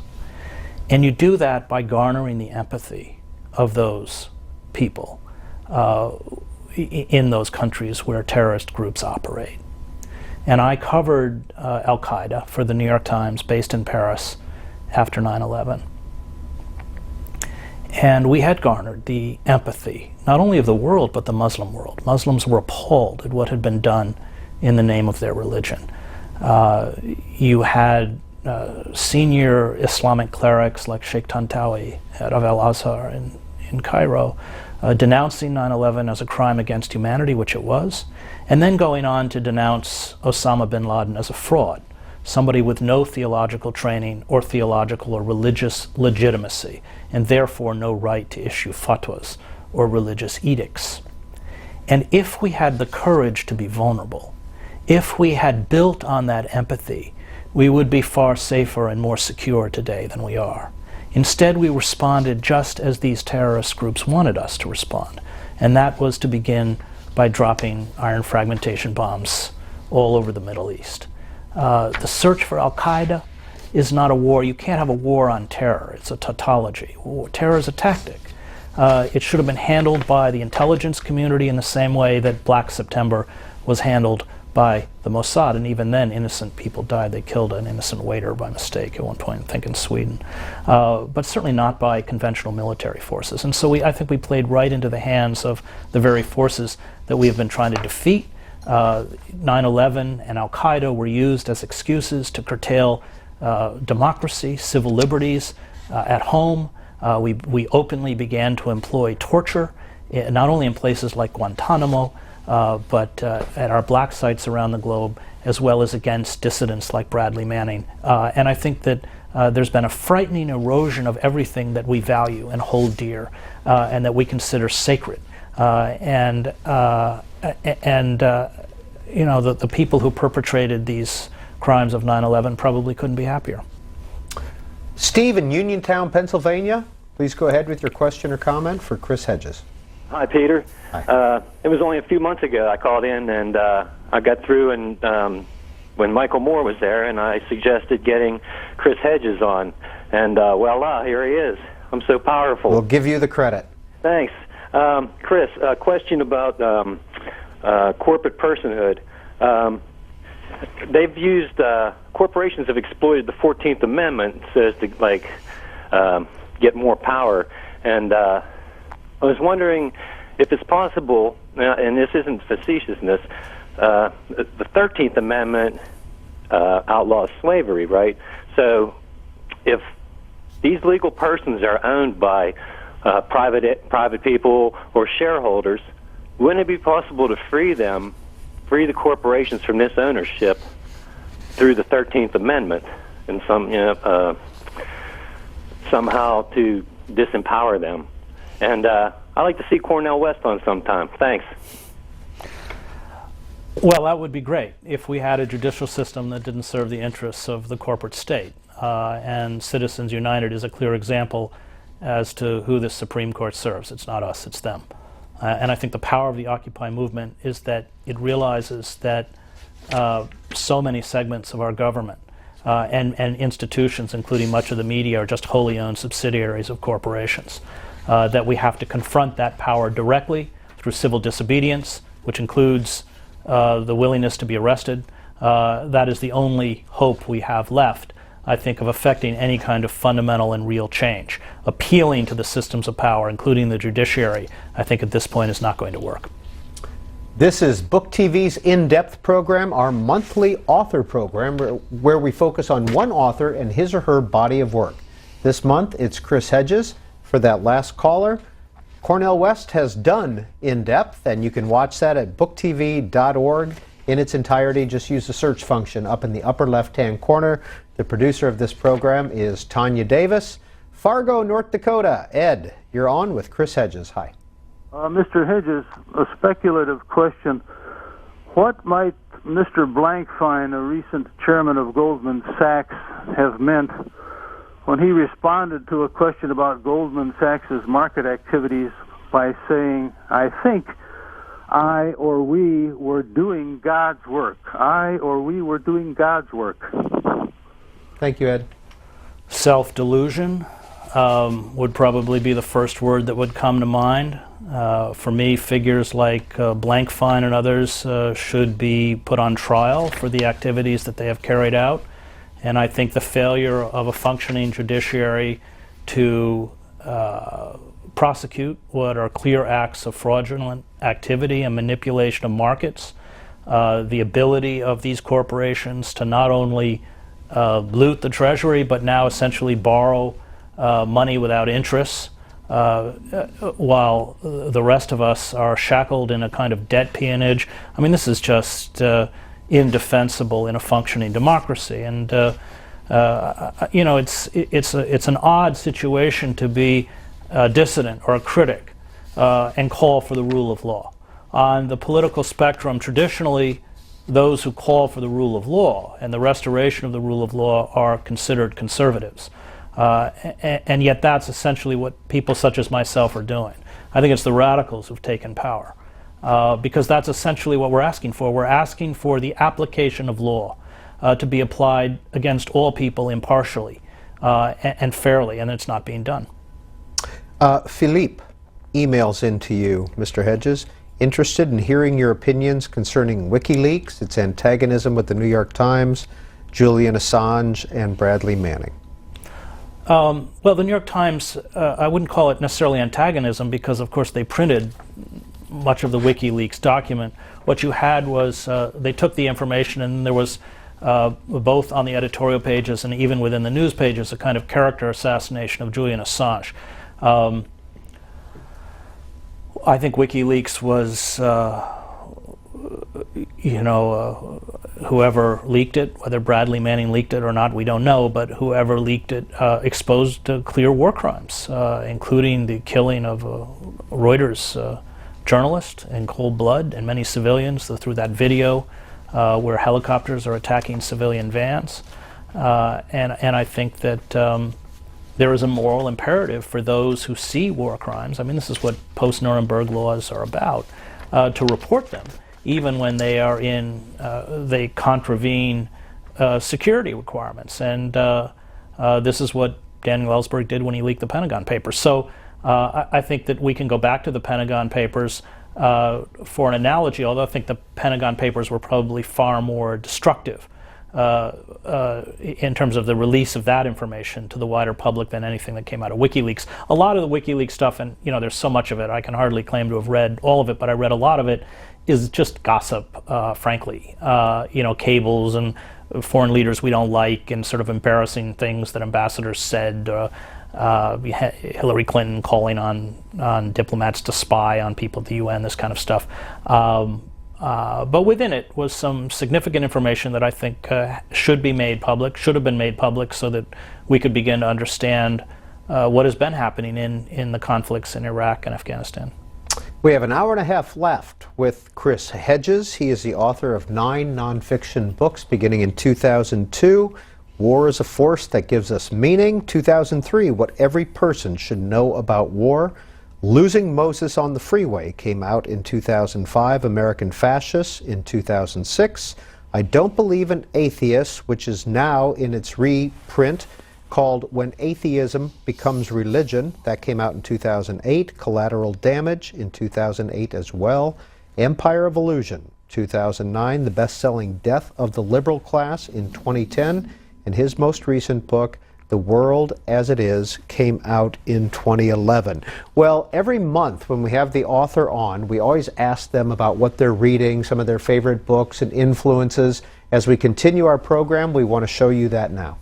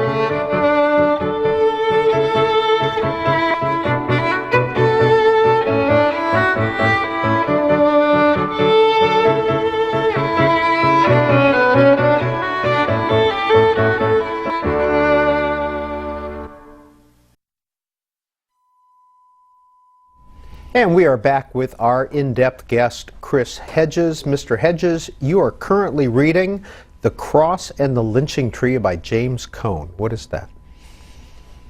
One of the most important books of theology of the last few decades.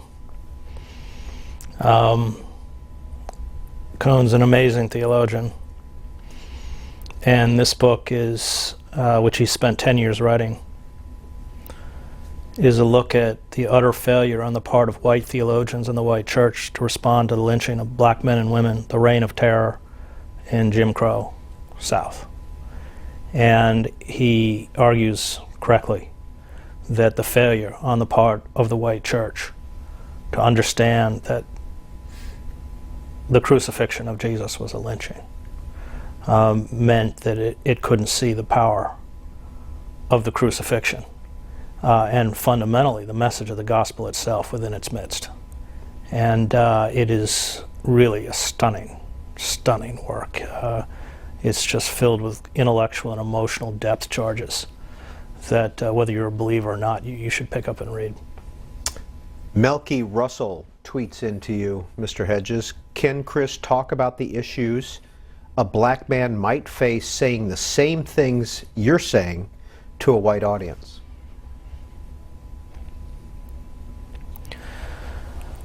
Well,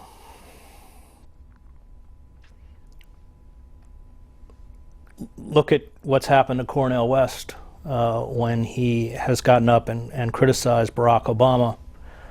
He's been attacked roundly, including within the black mainstream media, to get up and speak an uncomfortable truth, as Cone has done throughout his life.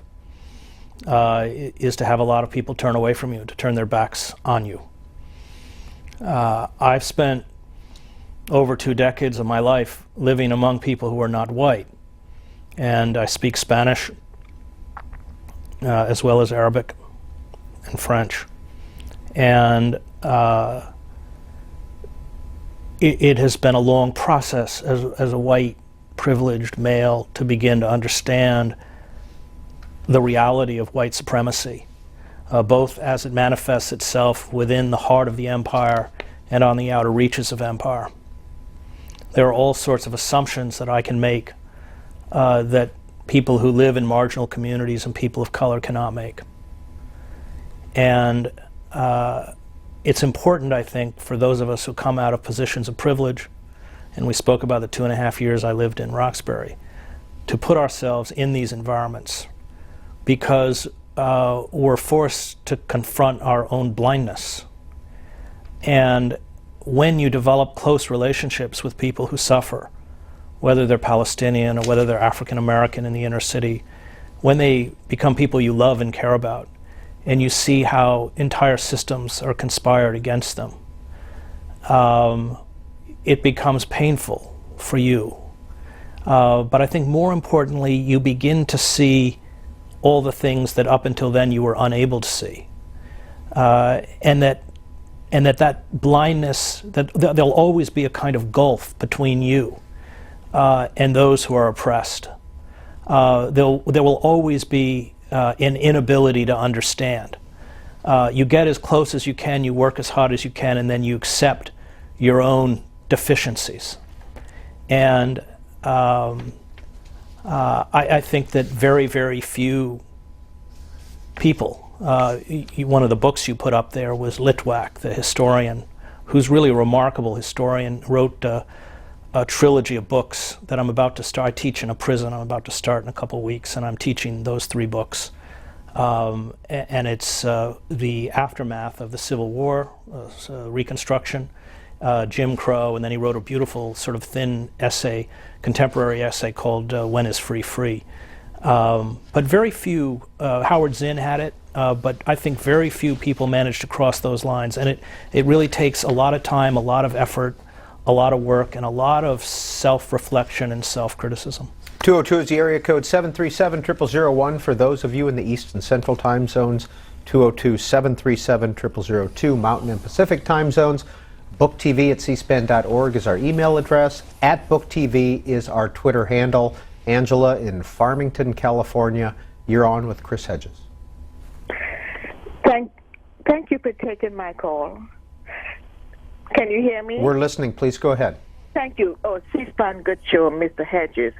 You and others like you are the lighthouse in this foggy world. Can you be so kind? Mr. Obama, who is a constitutional attorney, is disheartening that bill he signed to detain someone on suspicion. It is most troubling. Can you lend an opinion, please? It is very, very disheartening. Thank you. Well, I think one of the tragedies of the Obama administration is that here you have a chief executive who's clearly intelligent. He's trained as a constitutional lawyer, and yet he has done so little to not only defend our constitutional rights, but reverse the assaults against constitutional rights that were put into place by the previous administration. Obama clearly understands where the centers of power lie. He knows that in order to remain in office, he must serve those centers of power, but sadly, it's opportunism, it's careerism. He has decided to betray the majority of the citizenry in order to accrue for himself the perquisites of power. But he's done so at our expense. And this is the tragedy. I think on many levels, Bush was probably clueless. I don't think Obama's clueless. And in some ways, that makes him even more guilty. Mr. Hedges writes in Death of the Liberal Class, 2010 is when that book came out. The election of Obama was one more triumph of illusion over substance. It was a skillful manipulation and betrayal of the public by a corporate power elite. We mistook style and ethnicity, an advertising tactic pioneered by Calvin Klein and Benetton, for progressive politics and genuine change. John is in Chicago. John, you're on BookTV. Yeah, Mr. Hedges, it's so nice to listen to you. I do feel that you disparage the democracy in the United States. I've been working on the South Side of Chicago for about 50 years, and I think the progress that has been made in my area of the world is substantial, and it's been done without revolution and in a democracy. And I feel that Obama has all sorts of problems, and yet at the same time, I think that he is a leader of significance. And I'm sorry that you seem to be against democracy as it's being practiced in the United States now. Well, I wish democracy was practiced as it should be in the United States, and I certainly feel that I, as a writer and a citizen, am fighting as hard as I can to reinstate democratic prerogatives and democratic rights that have been taken from us, not simply by Obama. This has been something that's been going on for a while. But I think we have to restore power to the citizenry by wresting it away from corporations, and I do believe Obama has been complicitous in the diminishing of our rights and of our political power. Next call comes from Anchorage, Alaska. Sharon, you're on BookTV on C-SPAN 2 with Chris Hedges. It helps if I push the button. Sorry about that, Sharon. Am I on now? You are. Okay, good afternoon. I want to go back to your book, Days of Destruction, and ask you, do you make any mention of the Chinese in Africa? I'm interested in your thoughts on this issue. Days of Destruction, Days of Revolt is not come out yet. It's coming out in June, and it is focused solely on the United States. So we don't write anything about Africa. Joe Sacco and I are profiling what's happening internally within the United States. Mr. Hedges, we're getting a lot of emails, tweets, and on this topic, and so I wanted to have you address it. This is from Empire of Illusion, 2009. Universities have trained hundreds of thousands of graduates for jobs that soon will not exist. They have trained people to maintain a structure that cannot be maintained. The elite know how only to feed the beast until it dies. Once it is dead, they will be helpless. Don't expect them to save us. They don't know how. Well, there you go. That's the Occupy movement. We are the people we've been waiting for. And I think the power of the Occupy movement is that they understand that political truth, that the elites aren't going to save us. The elites are, through probably the most sophisticated system of mass propaganda in human history, and they're constantly taking our pulse and having focus groups and finding out what we think so they can parrot it back to us. That's what the public relations industry does, and does very well, to manipulate our emotions. I think that those who have gravitated toward the Occupy movement understand that the elites essentially serve interests that are not our interests, and that it is incumbent upon those of us to get out and carry out acts of civil disobedience if we are going to protect those interests. Next call for Chris Hedges comes from New Milford, Connecticut. George, you're on BookTV. Hi, Mr. Hedges. I'd like to ask you about, you mentioned Smedley Butler a little bit ago.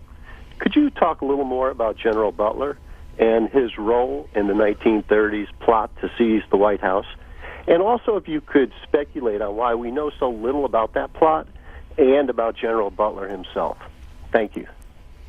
Well, Butler, who I think served 33 years and 4 months or something in the U.S. Marine Corps, after the war began to reflect. I think we have a current figure, Andrew Basovich, who was a colonel in the military, also engaged in that kind of reflection after he left service, began to look at why interventions were carried out, on whose behalf they were carried out, and Butler writes that he commanded units that invaded the Dominican Republic to make it safe for sugar interests, and Cuba to make it safe for banking interests, and wrote this pamphlet, which isn't very long, quite powerful, called War is a Racket, in which he lays that out.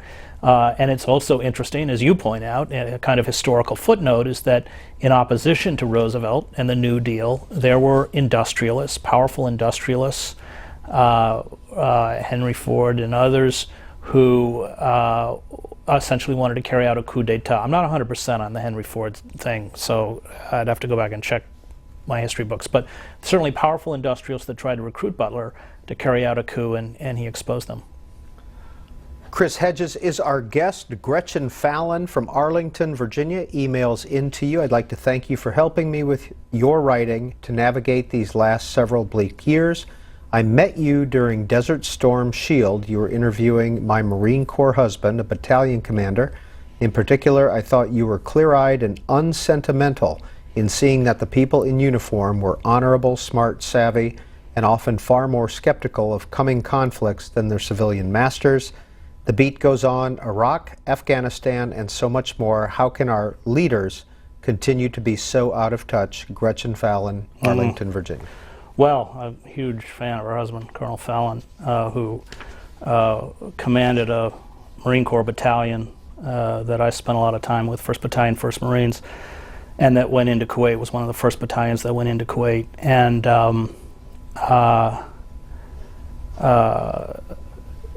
when the military's good, they're really good. And when they're bad, they're really bad. And in the Marine Corps, sort of the extreme example of that. When they come in like Colonel Fallon, they're remarkable men, and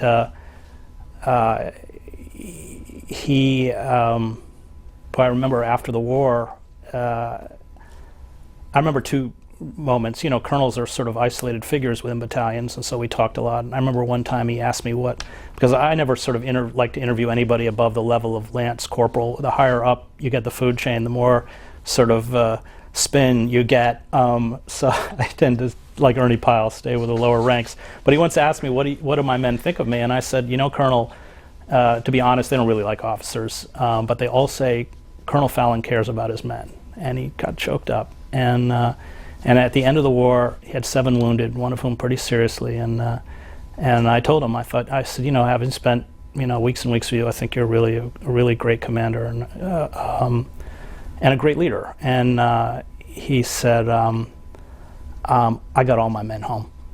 And on that level, he's a Vietnam vet.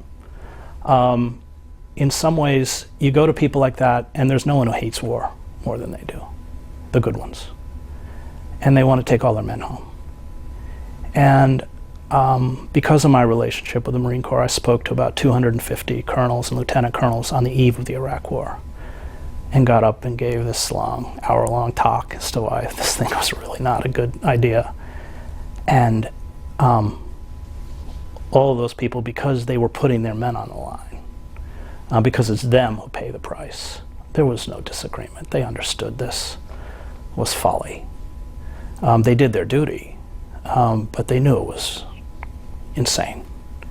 And you saw Shinseki and a few other military leaders at very high levels walk out of this program because of that. So the idea that somehow the military is a monolith, or that you don't have figures like Colonel Fallon, and having spent time with the military, I have tremendous respect for them. And I think in some ways we've done a terrible disservice to them. I mean, the idea that somehow it's a volunteer force and therefore they ask for what they get. We have plunged thousands of families in this country into perpetual grief and loss. And for what?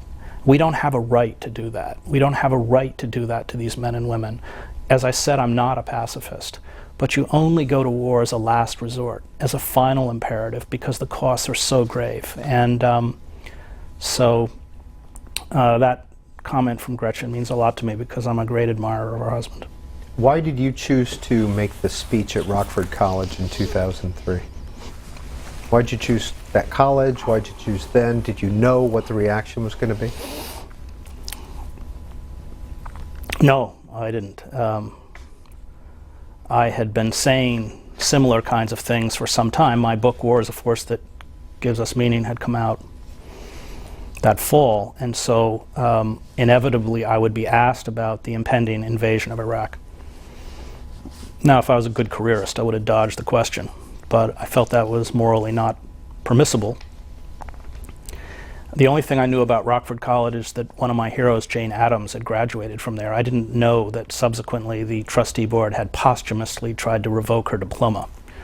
So I thought, oh, well, they're just all pacifist socialists like Jane Addams. No wonder they invited me.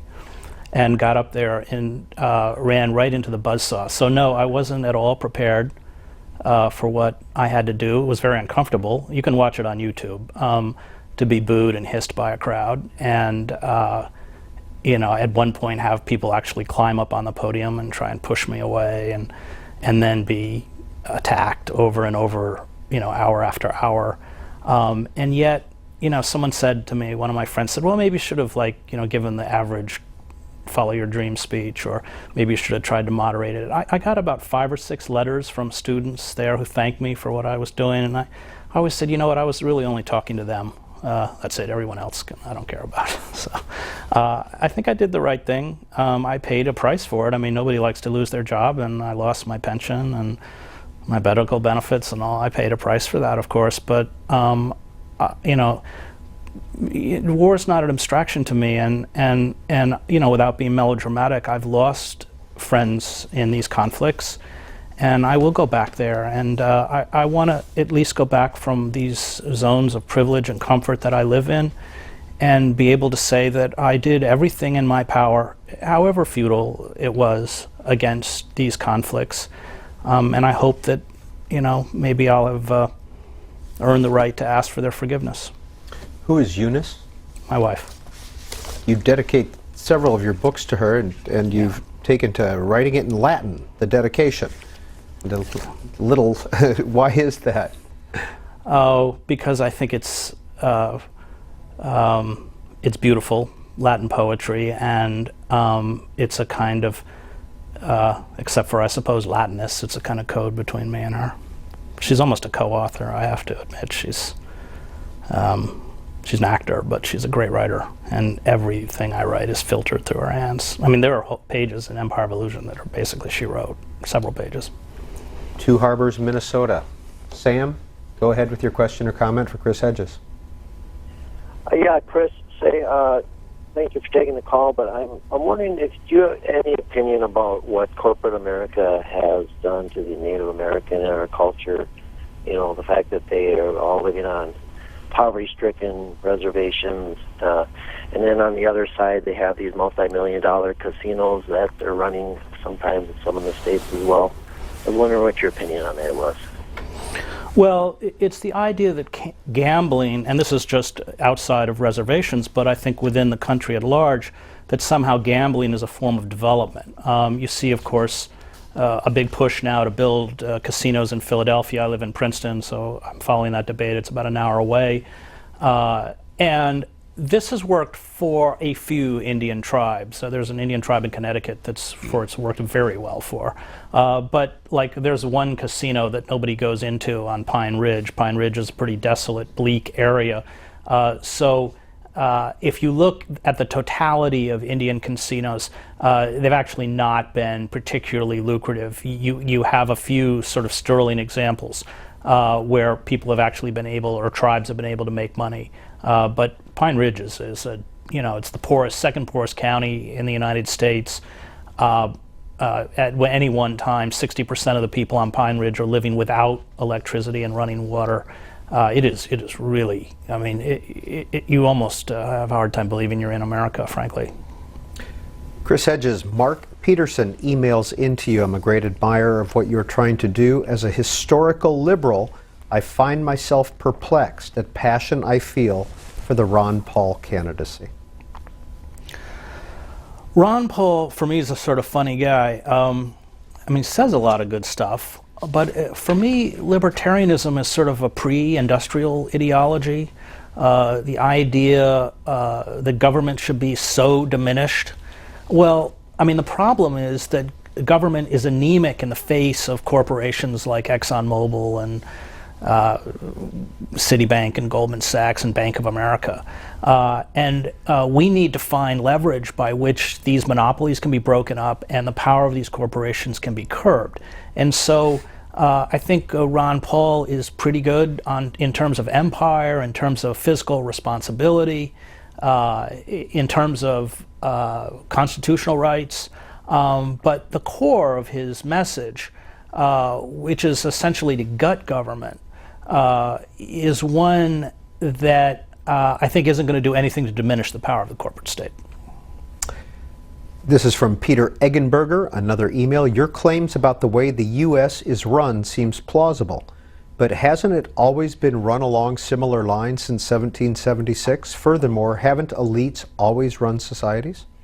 Yes, and I think that one could argue that the battle for American democracy has been one long battle against those elites. That, you know, the Native Americans, African Americans, women, men without property, none of these people were invited to the constitutional conventions. It became a battle to open up American society, and these radical movements did that. So none of these radical movements achieved political power, but they were potent forces that the power elite had to reckon with. And I think the destruction of those movements has disempowered us. I mean, one could argue that in April 1960, the most powerful political figure in the United States was Martin Luther King. Johnson was scared to death of him. A year before, King had denounced the Vietnam War. And that's because when King went to Memphis, 50,000 people went with him. And I think we have to rebuild those movements. For those of us who care about democracy and care about justice, it's not our job to take power. You know, Julian Benda wrote a really great book, a French intellectual, called The Treason of Intellectuals. And he said that, you know, we have a choice in life. We can serve privilege and power, or we can serve justice and truth. And those of us who commit to serving justice and truth, the more we make concessions to those who serve privilege and power, the more we dilute the possibilities of justice and truth. And I think King, Malcolm X, Frederick Douglass, Randolph Bourne, Jane Addams, Eugene Debs, Mother Jones, you know, all of these people are figures that didn't make those concessions. And they never achieved formal positions of power, nor, frankly, did they ever strive to achieve formal positions of power. But they defended the interests of the dispossessed. This tweet from NYC118 for you, Mr. Hedges. What do you think of Oprah's role in the culture and religious pursuit of personal wealth? Negative. Oprah peddles this fantasy that we can have everything we want if we just focus on happiness and grasp that we are truly exceptional and dig deep enough within ourselves. And this is just magical thinking. It's not just peddled by Oprah. I don't want to pick on Oprah. The Christian right does it. Hollywood does it. Corporatism does it. Tony Robbins, self-help gurus do it. And it's just a myth. And frankly, it's a myth that's used to beat up on the poor. So there are no jobs in Camden. They used to make Campbell's soup in Camden. Even that's gone. Everything's gone. The schools are dysfunctional, gigantic dropout rate. The streets are unsafe.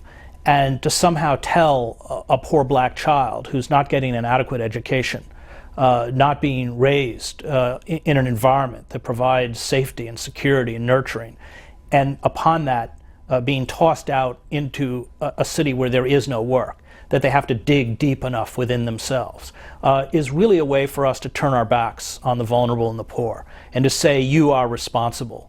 This is what the cultural message is. You are responsible for your fate.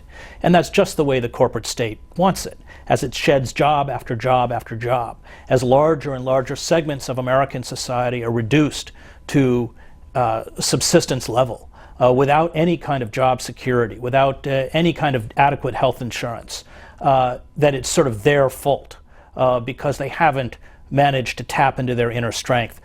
This is not only delusional, but in the end, I think, callous to the weak and the poor and to the working class. Does Campbell's have any presence left in Camden? Yes, they have a kind of international office, but it's a completely gated community. So you take the train into Camden, you get on a Campbell's bus, you go through the gate, and you don't go out again. So they have a presence, but they don't make soup there anymore.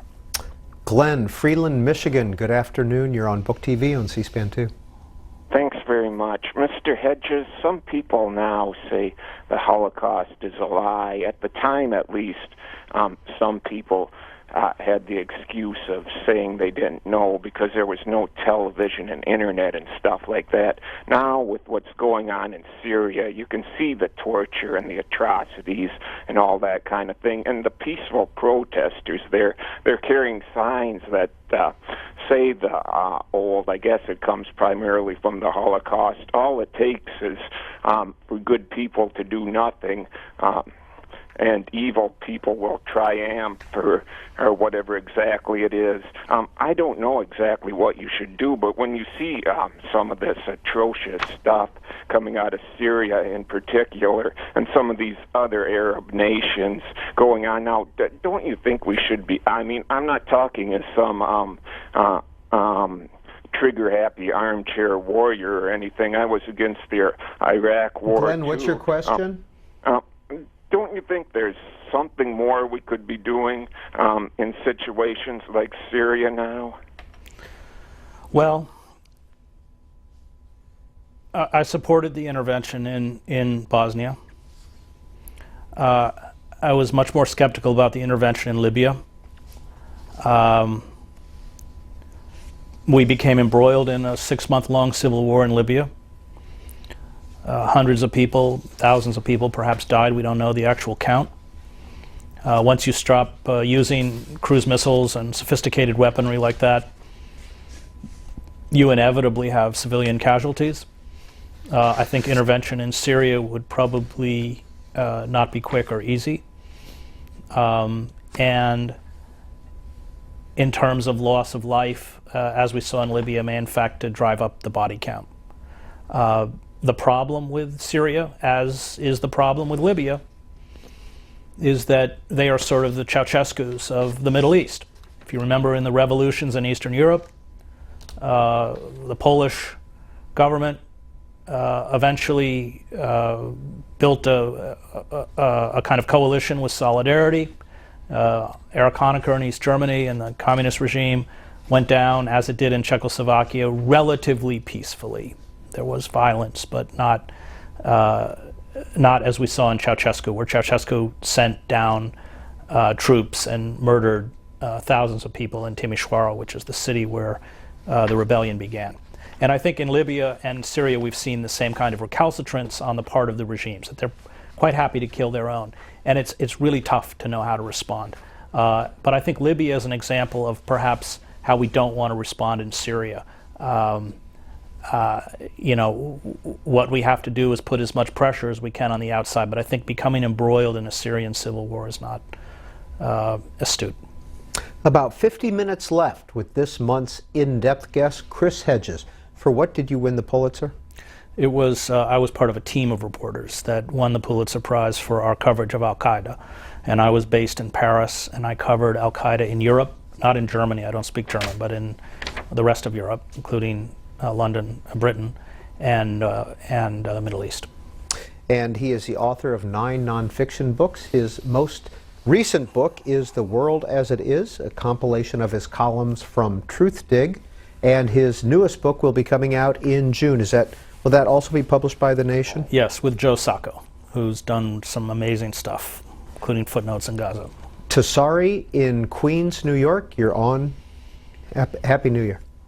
Happy New Year. Thank you for what you do, sir. I appreciate what you said about men of privilege fighting for social justice. One such man, Mr. John Brown, who back in 1859 died along with his 6 sons for the cause of freedom and against slavery. Fast forward a couple of generations, and an Argentinian doctor went to Cuba to fight also for freedom. And I think in today's world, no matter where you are, what color your skin is, we can all see truth and we can all see injustice. And here in New York, there's a stop and frisk policy that plainly violates the Fourth Amendment. However, it's only brought against young, poor, black, and Latino men. And I think whatever your color is, as human beings, as Americans, we have to stand up for the Constitution, or for the spirit of the Constitution, the Declaration of Independence, that says God gives rights to men that men cannot take away. And again, thank you for what you do, and we would really appreciate you to help give voice to the Stop and Frisk movement in New York City against the violation of the Fourth Amendment. Well, I've already told Carl Dix and Cornel West that the next time they go up and get arrested at a Stop and Frisk event in Harlem, I'll join them. So I've got a court date on January 20th for my arrest in front of Goldman Sachs. So I want to ration my court dates, but after I go to court, I'll get arrested again. Was that as part of the Occupy? Yes, Cornell and I did a people's hearing of Goldman Sachs in Zuccotti Park, where it was broadcast live by WBAI, the Pacifica station in New York, where we had people who had lost their homes, lost their jobs, come and testify, and then several hundred of us marched to the headquarters of Goldman Sachs, and then a group of us sat down and linked arms and were arrested in front of Goldman Sachs. I don't know if you read your erstwhile newspaper this morning or not, or saw the picture of Zuccotti Park. Any reaction to that picture and that story about the park? It was barren, and now they're checking bags. Right. Well, I mean, the foolishness of these corporate forces is they think that they can physically push people out of these spaces and the problems will go away. The problems aren't going to go away. The movement's not going to go away. And how will it manifest itself in the future? I don't know. None of us know. But because they refuse to address the core issues that have driven people into public spaces around this country, hundreds of public spaces around this country, because their only response is essentially draconian forms of police control, then they're in for a really long fight, and I hope they lose. Vince Williard emails into you, Mr. Hedges. I have read Empire of Illusion 3 times, probably one of the most important books that I've ever read. I have read Death of the Liberal Class, also an excellent book, dispels quite a few myths of what it means to be a liberal. My question to you is this: do you agree with Morris Berman in his assessment that America is a failed experiment and that it will be necessary for the U.S. to collapse as a capitalist system for us to move on? I would agree with Morris in the sense that we are in the process of collapse. The looting of the U.S. Treasury. I mean, the figures that are coming out that the New York Times reported, the trillions of dollars that have gone into Wall Street, which they've used for these obscene bonuses and swelling corporate profits. This is our money. And it should have gone to those people who are bearing the price and the cost of their malfeasance, and it's not. The Unless there is a radical redirection, then I think that collapse is, I'm too good a reporter to predict the future, but collapse is a possibility. I mean, let's look at the banking crisis in Europe and the Eurozone. Hypothetically, we see a lot of, they're bleeding money out of Greece, out of Italy, because they don't trust the system. Well, countries like Italy and Greece are in a terrible bind, because if they go back to their own currency, then their banking system will go under. And in order to go back to their own currency, they'd have to shut down the banks for a week or something. And you can be damn sure that by the time depositors showed up at the bank windows, what they had in euros would never equal what they were being given in drachma or lira. And the political ramifications of that could be immense. We still have a very disturbing, bubbling right wing within countries throughout Europe. And I'm not saying that's going to happen, but it's certainly not beyond the realm of possibility. The problem with the financial meltdown of 2008 is that we never reformed the system. They're right back doing the same kind of speculative activity that they were engaged in before. And look, in the 17th century, speculation was a crime and speculators were hung. It was a capital offense. And now they run the government and run the economy. And we have no way of controlling them. So it doesn't look good because we've not addressed the core problem. And that is somehow that money is real, that we can destroy our manufacturing base and can make money by betting. Well, in 2008, $17 trillion, mostly in the form of small holdings by people who had 401ks and pension plans and money they'd save for college vanished, evaporated, and $40 trillion worldwide. And if speculators retain control of the global economy, then it's pretty certain it's going to happen again. In your book, Empire of Illusion, 2009, The End of Literacy and the Triumph of Spectacle, you have a chapter where you visited Las Vegas for a month, or for a while. What chapter is that? On the porn industry. And Illusion of Love. Yeah. And I get very angry with the liberal class on the left over their refusal to condemn pornography. Why is it morally indefensible to physically abuse a woman in a sweatshop in the Philippines or in southern China? But somehow it's an issue of free speech when it's done by the sex industry in the United States. When I started interviewing these women who came out of the porn industry, having suffered from post-traumatic stress disorder, I instantly, after literally a minute or two, said, all these people all have PTSD. And I wrote it graphically and brutally, and I think it intended to engender a kind of disgust. I never write in the chapter we should or shouldn't ban porn. I just said, if you want to defend porn, then you better understand what it is you're defending. These women, and they're just thrown up, they last 1 or 2 years on the sets, and then, if they continue within the industry, they just, in essence, become call girls, shipped around the country in hotel rooms. It's just awful. But they're popping handfuls of painkillers before they go on the sets. This violence, which sells, and porn it's not the soft-lit porn of the Playboy channel anymore. It's so-called gonzo porn. The violence is not simulated, it's real. These women are black and blue by the time they finish. They are constantly going in for surgery for anal and vaginal tears because they're penetrated by 2-3 dozen men in the course of an afternoon, knocked around, abused, insulted verbally, assaulted physically. And I was, as somebody who doesn't watch porn, I was pretty blown away. It was really sick. And I end the chapter, because the only emotion that women on porn sets are allowed to express is a craven desire to be degraded physically and morally, physically and verbally and morally. And I end the chapter 2 ways, talking about these $7,500 silicone dolls which are anatomically correct and people take home and buy Victoria's Secret clothing for. And because in essence, porn is really finally about necrophilia. And if you look closely at the images out of Abu Ghraib, they all look like stills from a porn film. The pornification of culture, and especially the young. Most of the viewers of porn on the internet are between the ages of about 13 and 18. It's a completely pornified culture.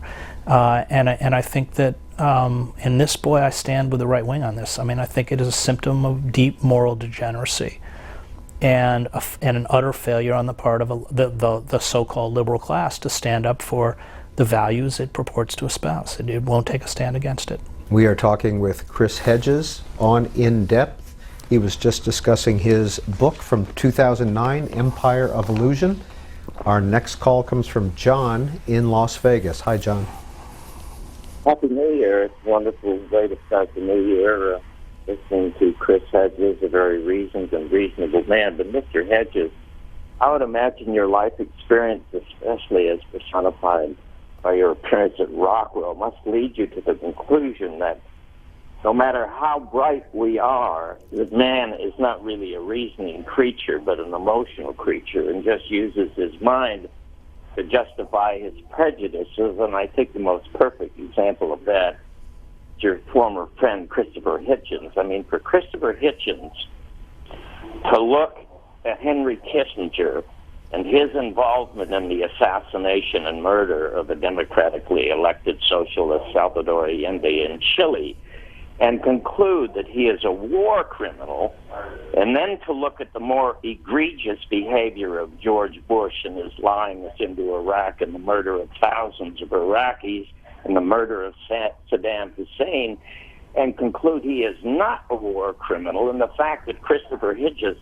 would totally belittle anyone who remotely questioned 911 leads me to the conclusion that even the sharpest mind can be dulled by prejudice. Now, we've lost that very sharp mind. Perhaps Christopher Hitchens had already lost his mind before he died, and I just appreciate your comments.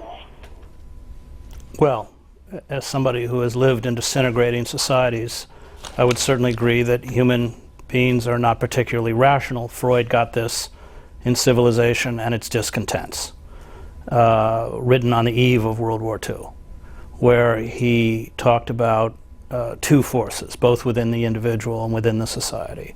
One being that force of eros, of love, of nurturing, of protection, of life, and the forces of thanatos, the death instinct, that instinct to annihilate all living things, including finally ourselves.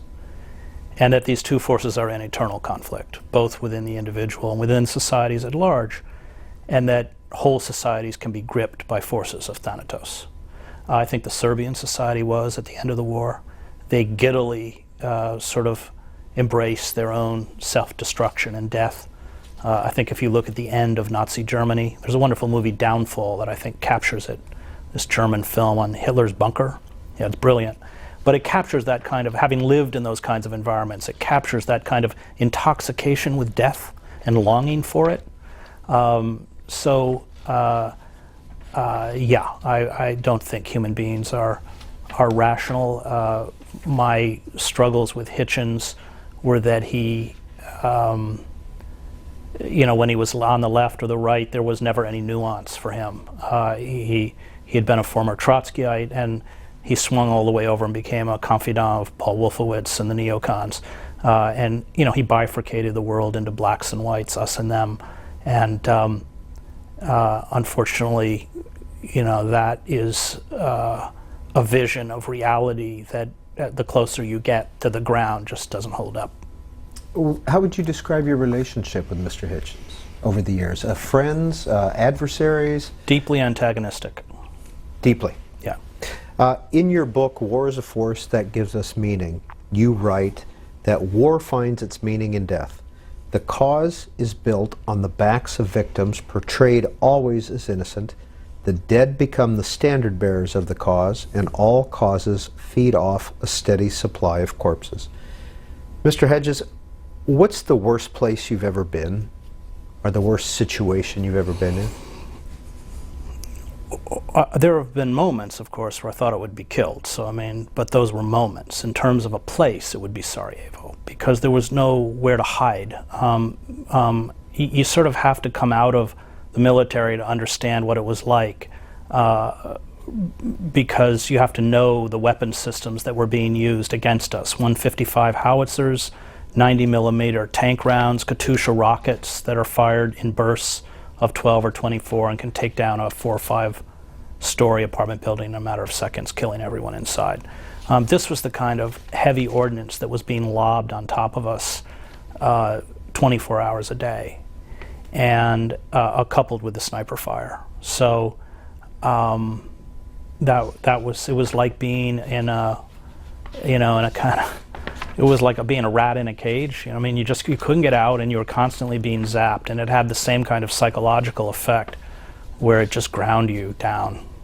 It was really, your nerves break. I mean, combat units know this. I mean, you can't keep, I think it's, they did studies in the military that after 30 or 60 days of continuous combat, 98% of the unit will have become psychologically impaired, and the 2% that aren't were psychologically impaired to begin with. In other words, you stay that long in a situation like that, you inevitably go insane, which is why combat units are rotated out of conflict. I mean, courage is never a constant, despite all these John Wayne movies. And so that was true with Sarajevo. It just ground you down in a way that in El Salvador, you would go out into conflictive areas, but you came back to the relative safety of the capital, San Salvador.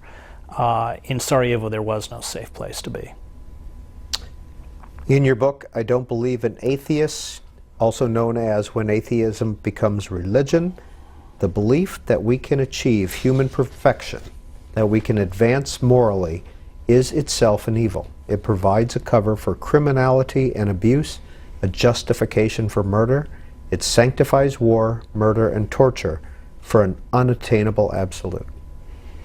Yeah, the idea that time is linear. That's peculiar to both the Hebrew and the Christian Bible, which was adopted by the Enlightenment. The idea that we're getting better and better, that human progress is inevitable, is a myth. The Greeks, most Asian cultures see time as cyclical.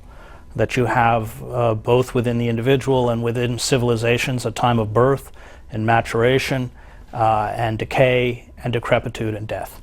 And I think history bears that out. I don't think there's anything in human history or human nature to justify the idea that we are advancing morally as a species.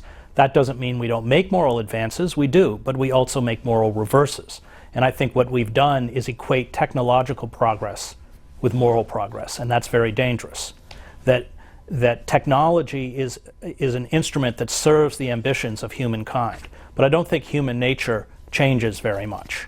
And this being lulled into this false belief that science or technology will, for instance, save us from global warming is essentially the modern equivalent to the ancient religious sects that people adopted as Easter Island was decimated and the environment essentially destroyed to a point where it no longer could sustain a human population. And I think we have to wake up that there is nothing inevitable about human progress, that it's far more important that we face and confront reality and deal with it.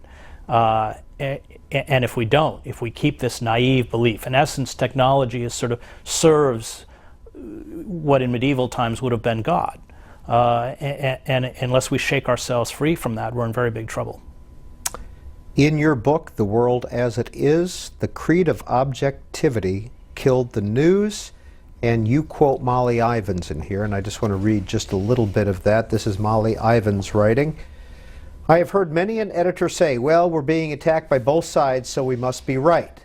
Stems from the curious notion that if you get a quote from both sides, preferably in an official position, you've done the job. In the first place, most stories aren't two-sided, they're 17-sided at least. In the second place, it's of no help to either the reader or the truth to quote one side saying cat and the other side saying dog, while the truth is there's an elephant crashing around there in the bushes. Well, she got it. And that's why programs like The Daily Show or Colbert are so popular, because they poke fun at this absurdity of balance, where you get one lying pundit from the right and one lying pundit from the so-called left, and some cynical, overpaid news celebrity sitting in the middle, who knows that both are lying through their teeth and refuse to say anything. And I think that that is a kind of betrayal of the viewer or the reader. That it's our job as journalists, insofar as we can, to tell the reader or the viewer the truth, however unpleasant that truth may be, and however it may cost us in terms of popularity. And I think journalists are, if you go into that profession and you're looking for popularity, you're in the wrong profession. We should have a kind of constant antagonism to power. Whoever's in power, I don't really care where it comes from. Figures like I.F. Stone or Orwell are sort of my heroes because of that. And these were not impartial people. These were not people who didn't have strong opinions, but they understood that the truth was sacred. And Orwell, like Stone, they were quite willing to anger their leftist support. I remember Homage to Catalonia, Orwell's great memoir of the Civil War, included a chapter where he was an anarchist. He was fighting with the POUM, and the communists, the Comintern, the Stalinists came into Barcelona and gunned them all down. And Orwell put it in and published the book while the war was still going on. It only sold 600 copies during his lifetime, but it was, Orwell said, the power of the short-term lie is just not something I'm going to engage in. And in the long term, the truth has to be told, even if it ostensibly hurts a cause. Now, Orwell was shot through, almost killed on the Argonne front, shot through the neck and wounded, fighting against the fascists. And yet he wouldn't lie on behalf of the Republicans. And that really is the gold standard.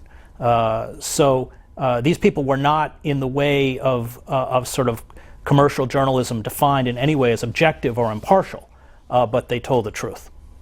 Chris Hedges is our guest this month on In Depth. We have about a half an hour left. Frida in Albany, California, thanks for holding. You're on the air. Oh, thank you. Mr. Hedges, I'd like to know what your thoughts are on slavery, blacks in America, and reparations for the oppressed black population. I think something similar to the Marshall Plan would be in order. Well, the civil rights movement was a legal victory, but it was not a victory in the sense that Martin Luther King and Malcolm X defined it, because they knew that if there was no economic justice, there could never be racial justice. And I think part of the power of the Occupy movement is that it picks up where the civil rights movement left off, that economic justice is the only way to finally overcome racial injustice, that for the bottom two-thirds of Americans, that the civil rights movement pulled about a third of the African American community into the middle class. But remember, if you look at the statistics, now as the bottom is falling out on the middle class, it's African American families that are suffering disproportionately, even within the middle class itself. And I think one could argue that for the bottom two-thirds of African Americans in this country, things are worse than they were when King marched in Memphis or Birmingham or Selma. And so we as white Americans have a special responsibility because of the long night of slavery, the destruction of families, the destruction of religion, the destruction of language, the destruction of culture. Even their names were taken from them, in the same way that Germany has a kind of eternal responsibility for what was done to Jews during the Holocaust. And we have walked out on that responsibility. The best schools in this country should be in cities like Camden. The most intricate systems of familial and especially childhood support and medical care should be in the poorest aspects of this country, because these are people who have had the least chance to go anywhere. And one understands very quickly when you spend times in places like Roxbury or Camden, all of the institutions that work to keep the poor poor. Rents in cities like Camden are staggeringly high. Any kind of ability to sustain yourself within the informal economy, which often revolves either around, and families are split. You're either working for the police or in the correction system, or oftentimes you're on the street trying to make money selling drugs. the prison industrial complex and what it has done to African Americans, as the great poet Yusuf Komunyakaa has written, the cell block has replaced the auction block. And that's part of the reason I teach in a prison, because these people have had no chance. And they know that when they get out and they apply for a job, even if they can find a job to apply for, they have to check that box saying they were a felon, that they're stigmatized, that they can't vote, they can't get loans, their credit rating is destroyed. The last time I taught there, I taught American history. What I did is bring in copies of Howard Zinn's People's History of the United States, which fortunately nobody in the prison vetted, and taught it when Zinn is particularly conscious of what African Americans have suffered throughout American history. But I mean, there were days I just walked out into the parking lot of prison and just wept, because there were so many great minds, so many great kids that would tend to be young, who thirst for knowledge, who wanted a life, and I understood, but more importantly, they understood all of the walls that had been built around to deny them that. So I think when you use the word reparations, I think yes, not in terms of maybe cash checks, but in terms of building social programs. Lyndon Johnson made a step towards this, towards bringing these people back into the embrace of the country as a whole. Chris Hedges is the author of 9 nonfiction books. In 2002, War is a Force That Gives Us Meaning came out. What Every Person Should Know About War in 2003. Losing Moses on the Freeway came out in 2005. American Fascists, 2006. When Atheism Becomes Religion, 2008. That's when Collateral Damage came out as well. Empire of Illusion, 2009. The best-selling Death of the Liberal Class in 2010. His most recent, The World as It Is, came out in 2011, and coming out in June 2012 is Days of Destruction, Days of Revolt, that I'm doing with the great comic artist Joe Sacco. So a lot of it, 50 pages, will be illustrations and comic panels. And if people want to read your writing or read about you, what's the best website? Truthdig. I don't have a personal website, and I don't tweet. Why? I'd rather read books. I think that there are too many distractions offered, these kind of virtual hallucinations. In order to think, you need quiet and solitude. You can't have anything in your ear, and you can't have somebody tweeting you, that they're going Do you downtown think to go at eat some point you will need to develop your own website? No. I don't. That's all about the culture of self-promotion, I think, and it's something that I really want to guard against. I mean, I don't have a television. I try and read every night for 2, 3, 4 hours. Putney, Vermont, you're on with Chris Hedges. Go ahead, Jack. Hey, Chris, you're amazing to listen to. You and Richard Wolff, between the two of you, take up a lot of my time listening. I'm going toward the environment. I got a list here of 1 million things, and I can only have a short time. So we're running out of time. You know it. Yeah. I know it. The people that know it really know it. We've been trying to tell them since the 70s. The environmental scientists first brought out the issue of it was acid rain originally. The progress is pretty grim. When you look at what we just did down in Durban, it's almost criminal, the response of the United States in terms of not taking any leadership and putting this thing off. When you have scientists around the world saying, we only have a short period of time here to get going on this, or we're going to tip to the other side and not be able to bring it back. Somehow, and how are we going to do it? We need to take this from corporate. And I bet you're a Marine. Were you a Marine? No, I spent time with the Marines. They did make me boot, I will say, Colonel Fallon. Which, if you're a Marine, you'll know what I'm talking about. Jack, very quick. Out of the 60s. Jack, very quickly, if you could wrap this up. Anti-Christian, anti a lot of things. And I'm looking at Crazy Horse here on the wall, that monument yeah, okay, I'm wrapping it up. All right, Jack, tell you what, we're going to a lot of comments there on the table, and we'll get an answer from Mr. Hedges or a comment from him as well. Well, when we talk about the giddy intoxication with with a death instinct. I think the self-denial or self-delusion around global warming is terrifying, because you have two responses equally self-delusional. One is that it doesn't exist. You had 50 members of Congress sign this thing when they came in, that global warming doesn't exist. Or you have the self-delusion that somehow we can adapt. We'll just plant palm trees in Chicago, kind of thing. And the fact is, if we don't break the back of the fossil fuel industry, and carbon emissions have gone up this last year, we're cooked, we're finished. I mean, even if we stopped all carbon emissions today, temperatures would still rise by many estimates to about 550 parts per million, 350 parts per million being what throughout the human history has sustained the human species.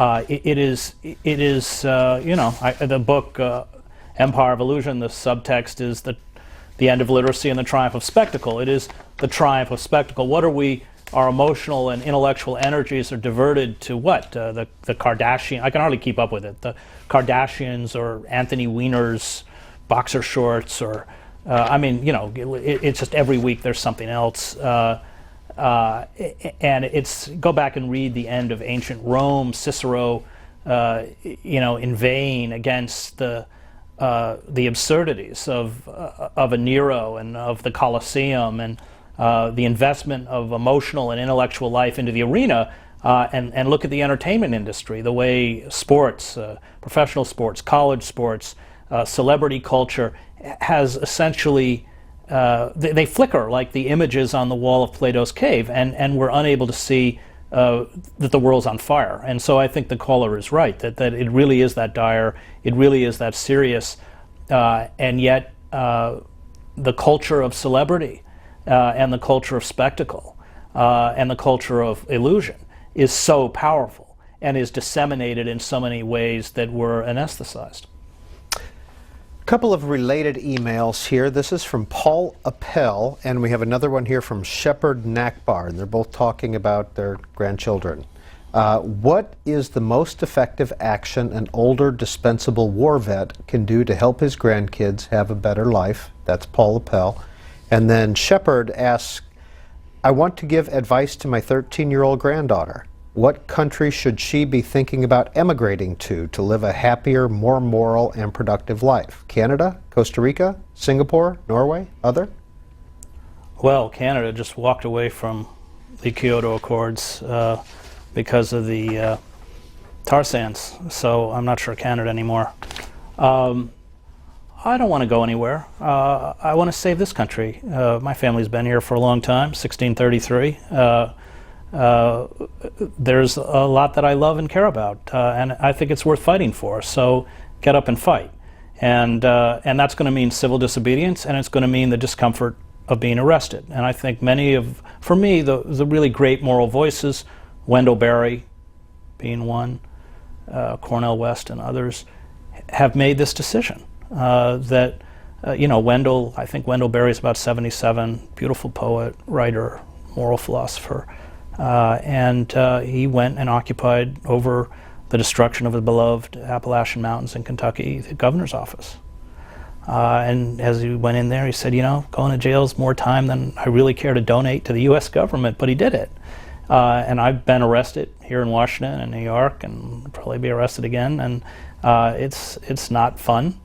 Bill McKibben was here, arrested in front of the White House. Bill's another person I respect a lot, and went to jail for 52 hours. And I think that's what we have to do, because because of my background and because of what I've seen and experienced, I'm deeply committed to nonviolence.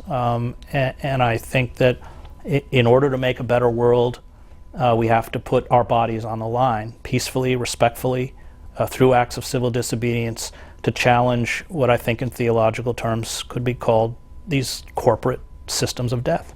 When you're on the front line like that, or with somebody like Cornel West, well known, are you treated with a deference, or are you treated differently at all? Yes. Do people know who you are? Yes, I am treated with deference. And when I was arrested in front of Goldman Sachs, everyone was cuffed in front of the cameras except for I was not cuffed.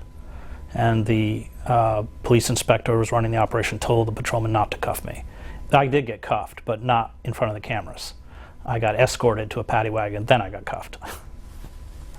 That's public relations. So I don't know if that's deference or astute public relations. Hyattsville, Maryland, please go ahead. Thank you very much. Mr. Hedges, I think your work is wonderful. You talked about the media and how they don't like to intimidate the power centers, but there's one story out in foreign policy that is not covered, and I think is really terrible. The United States supports a whole lot of dictators and thugs, some of which come back to haunt the U.S. And I would think that there ought to be a national conversation. Is it in American interest to be supporting all these dictators? Well, I think you saw that in the Middle East, the way the American government clung to Hosni Mubarak until the last minute, deeply angered an Egyptian population that was looking for genuine democratic reform. Whose interests, are they promoting? They're not promoting the interests of their people, and they're certainly not promoting the interests of genuine democracy. And yet they're reliable allies in the quote-unquote war on terror and against the rise of Islamic fundamentalism or Islamic radicalism. But the war on terror has just become the new mantra in the way that we supported all sorts of very heinous dictators in the war on communism, including figures like Ceausescu or Somoza in Nicaragua or Pinochet in Chile. And it becomes a kind of very simplistic way to deal with the world, and I think ultimately in ways that are to our detriment, because standing up for human rights. I mean, one of the things about being in Latin America during the Carter administration was that Carter actually tried to take human rights seriously and alienated the junta in Argentina, the military junta in Bolivia, where I was living at the time. Somoza himself turned away weapon ships. And so the governments of Latin America were screaming sort of bloody murder and denouncing Carter as a traitor. And yet when you walk through this, only time in my life really, except for maybe in the revolutions in Eastern Europe or in Iran, which is on the street, probably the most pro-American country in the world, that I go through the street and people lauded me because I was an American. And I think that determining foreign policy based on commercial or corporate interests is not only morally wrong, but misguided. And winning the hearts and minds of the populace itself is a far more effective tactic. But unfortunately, foreign policy is dominated by these interests, and both military force and diplomatic policy largely sees itself as making host countries amenable to corporate domination. American Hero tweets into you, glad to see someone looking at Camden, New Jersey. It's like a city under occupation by some outside forces, referencing your upcoming book. This email from Gary Hamill in Stroudsburg, PA. Quick two-part question. Why is the political right much more articulate and effective than the left in communicating their political philosophy to the working class? Well, that's a good question. And I think it's because traditional liberals in this society are hypocrites. They speak in that kind of feel your pain language, Clinton being a good example of that. Obama does it too. And yet assiduously betray the interests of the poor and working men and women. And that hypocrisy is not lost on the working class and on the poor. They see it, they understand it, and it enrages them. And they have every right to be enraged. They have every right to feel betrayed. And that's why I think the Occupy movement is an important movement, because it begins to speak about issues of economic justice, and it holds the Democratic Party and the traditional liberal establishment accountable for the destruction of those forces that once made it possible to be a working man and woman in this country and live with some kind of financial security and dignity. And those people who present themselves as liberals within the society are essentially traitors to those interests. And that's why the right wing captures that and mobilizes it, because frankly it's true. In Death of the Liberal Class, Chris Hedges writes, Obama seduced by power and prestige, is more interested in courting the corporate rich than in saving the disenfranchised. Asked to name a business executive he admires, the president cited Frederick Smith of FedEx, although Smith is a union-busting Republican. Smith, who was a member of Yale's secret Skull and Bone Society, along with George W. Bush and John Kerry, served as Senator John McCain's finance chair during McCain's failed run for the presidency. Smith founded FedEx in 1971, and the company had more than $35 billion in revenue in the fiscal year that ended May 09. Smith is rich and powerful, but there is no ethical system, religious or secular, that would hold him up as a man worthy of emulation. Such men build fortunes and little monuments to themselves off the pain and suffering of people like somebody you referred to earlier, Henderson.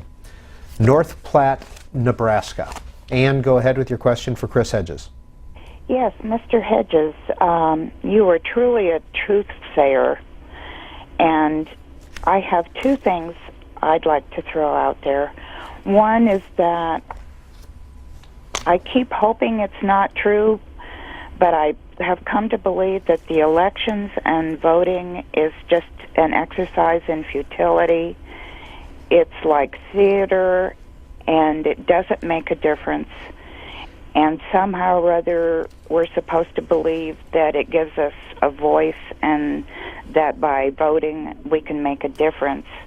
And the other thing is that I'm a disabled grandma who would love to be part of the Occupy movement, but in the heart of ethanol country, there is no Occupy movement. And what could I do individually without transportation somehow to make a difference? Thank you, Ann. I think it is political theater. I think that's the problem. Just about every campaign promise that was made in 2008 by Barack Obama, whether it was filibustering the FISA Reform Act or closing Guantanamo, restoring civil liberties, he's failed us upon. And that's why I think that this movement and civil disobedience are the only weapon we have left, peaceful, nonviolent civil disobedience. It's not what we do with life, it's what we do with what life gives us.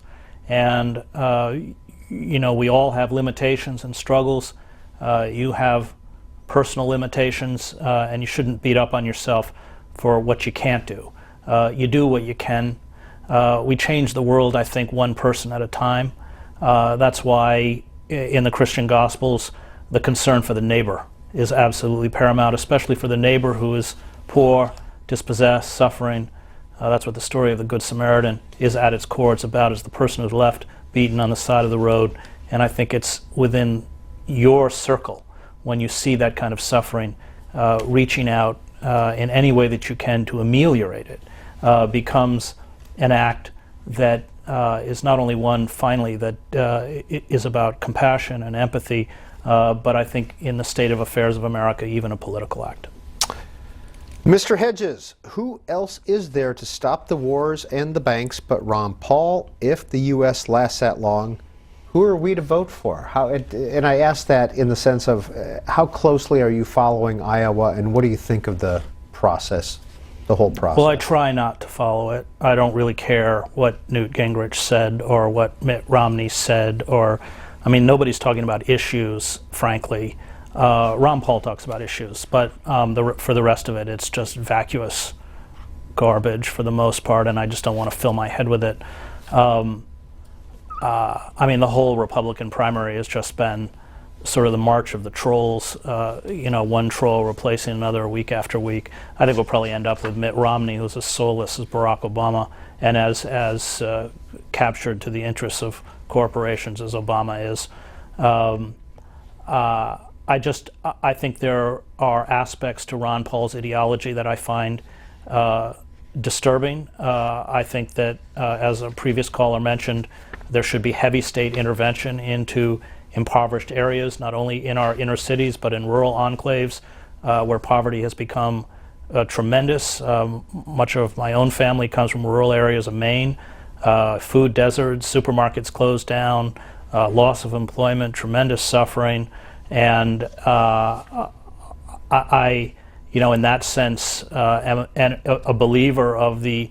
I lived in Switzerland, and I saw a state, certainly not in any ways a perfect state, but one where everybody had health insurance, where there was no homeless. Now tax rates are very high, 40 or 50%. It has one of the best public education systems in the world. Senior teachers earn as much as doctors. This is more towards the kind of society that I would like to see us build, where we distribute our resources so everyone has a chance. Look, I spent a lot of time with military units, and the best military units never leave their wounded or dead on the field, even corpses. They still mean something. They're not just commodities, although their utility to the unit, I suppose, could be argued is gone. And I've seen soldiers and Marines crawl out and bring these bodies back. And these were always the units with the highest morale and the most effective fighting capacity. It's the units who left their wounded and dead on the field and walked away that rapidly disintegrated. And I think that's what we're doing as a nation. We need to rebuild that solidarity, that community, that sense that when you stumble and fall, I will reach down and help pick you up if we're going to make it. And I think we have allowed corporate values, whether it's through reality television. I mean, reality TV is essentially about corporatism. It's about the celebration of values that are characteristic of psychopaths: self-aggrandizement, incapacity for remorse or guilt, betrayal. One builds false friendships and then betrays them. For what? For fleeting fame and a little money. And it's just writ large throughout the whole culture. And we have to begin to question our value system if we're going to make it. And I think one of the most important questions is, what are we going to do about all those people that we've turned or allowed to be treated like human refuse? Eric Tremont emails into you from Albany, California. Although my politics are far to the right of Mr. Hedges, I do think that Death of the Liberal Class is a very interesting book. In particular, the book's blistering critique of higher education resonated with me. I am curious, was this critique prompted by Mr. Hedges' personal experience in trying to land a job in academia? I've never tried to land a job in academia. I have taught as a visiting professor at places like Princeton, Columbia, New York University, University of Toronto. Although I will admit that I'm pretty clear I probably would have great difficulty landing a job in academia. No, it was more prompted by my deep love of the humanities, a belief that people need to be taught not what to think, but how to think, and understanding that true intellectual activity is by its nature subversive. Plato understood this. It's about questioning structures and assumptions. The withering of the liberal arts, which frightens me. We see, like, University of Albany has budget cuts, so it closes the classics department, its foreign language departments, theater departments, and everybody is sort of trotted off towards major in economics. The rise of for-profit universities where they don't even teach humanities. This is, I think, very frightening because it robs us of a vocabulary and robs us of an ability to critique the systems around us, and we all end up serving systems. We're trained how to serve these systems, which is what happened in 2008. A figure like Lawrence Summers, who had been the Treasury Secretary under Clinton, came back to the Obama White House. It's about funneling these. He sees the bubble implode, and he funnels hundreds of millions, trillions of dollars of taxpayer money to reinflate that bubble because they only know how to serve a dead system. They don't know how to critique it. El Paso, Texas. Jack, we have a few minutes left. Please go ahead. Oh, okay. Thanks a lot. Fine program. Say, Mr. Hedges, you mentioned about Campbell's Soup in Camden. Also, RCA Victor. Yep, they used to be there. But more important, Walt Whitman. I know he wrote a beautiful poem about the opening of a public school. And Howard Hanson wrote a magnificent oratorio to accompany the words. And it's very stirring because you said that Camden should have the best schools. They have one of the greatest poems by one of our greatest poets, and maybe if you would get a chance, you would. Or are you familiar with it? Not that poem. I am familiar with Whitman, and the chapter on Camden begins with a Whitman poem, and of course Joe and I visited his grave, which is in the cemetery in Camden, as well as his house. G. Wesley, Altoona, PA. As a journalist who has devoted much of his work to the coverage and analysis of war, what do you make of Karl von Clausewitz's declaration that war is the continuation of politics? And what advice would you give to a recent college graduate, I presume it's G, interested in working in print journalism or foreign correspondence? Well, von Clausewitz is wrong. War is not the continuation of politics by other means. War is about the destruction of all living systems, economic, political, familial, social, communal. War is something very different from politics, which is about compromise. War is about death. The essence of war is death. Von Clausewitz is wrong. In terms of a future as a print journalist, it's really tough, because the monopoly that newspapers once had, connecting sellers with buyers, is gone. And that monopoly has seen newsrooms that once had hundreds of people radically diminished. Papers like the Philadelphia Inquirer that once had 700-800 reporters and editors are now down to about 200. This is being replicated across the country. It is much more difficult for a young person who begins, as I did, as a freelance reporter, because there just aren't the outlets, and the internet doesn't pay. These commercial interests don't need news organizations to connect anymore with potential consumers. And I think this means that journalists, like actors, classical actors like my wife, will increasingly economically have to live on the margins. That period when you could get a job with a major metropolitan daily and earn a middle-class salary are probably over. And from Empire of Illusion, the government, stripped of any real sovereignty, provides little more than technical expertise for elites and corporations that lack moral restraints and a concept of the common good. America has become a facade. It has become the greatest illusion in a culture of illusions. It represents a power and a democratic ethic it does not possess. It seeks to perpetuate prosperity by borrowing trillions of dollars it can never repay. The absurd folly of trying to borrow our way out of the worst economic collapse since the 30s is the cruelest of all the recent tricks played on American citizens. We continue to place our faith in a phantom economy, one characterized by fraud and lies, which sustains the wealthiest 10%.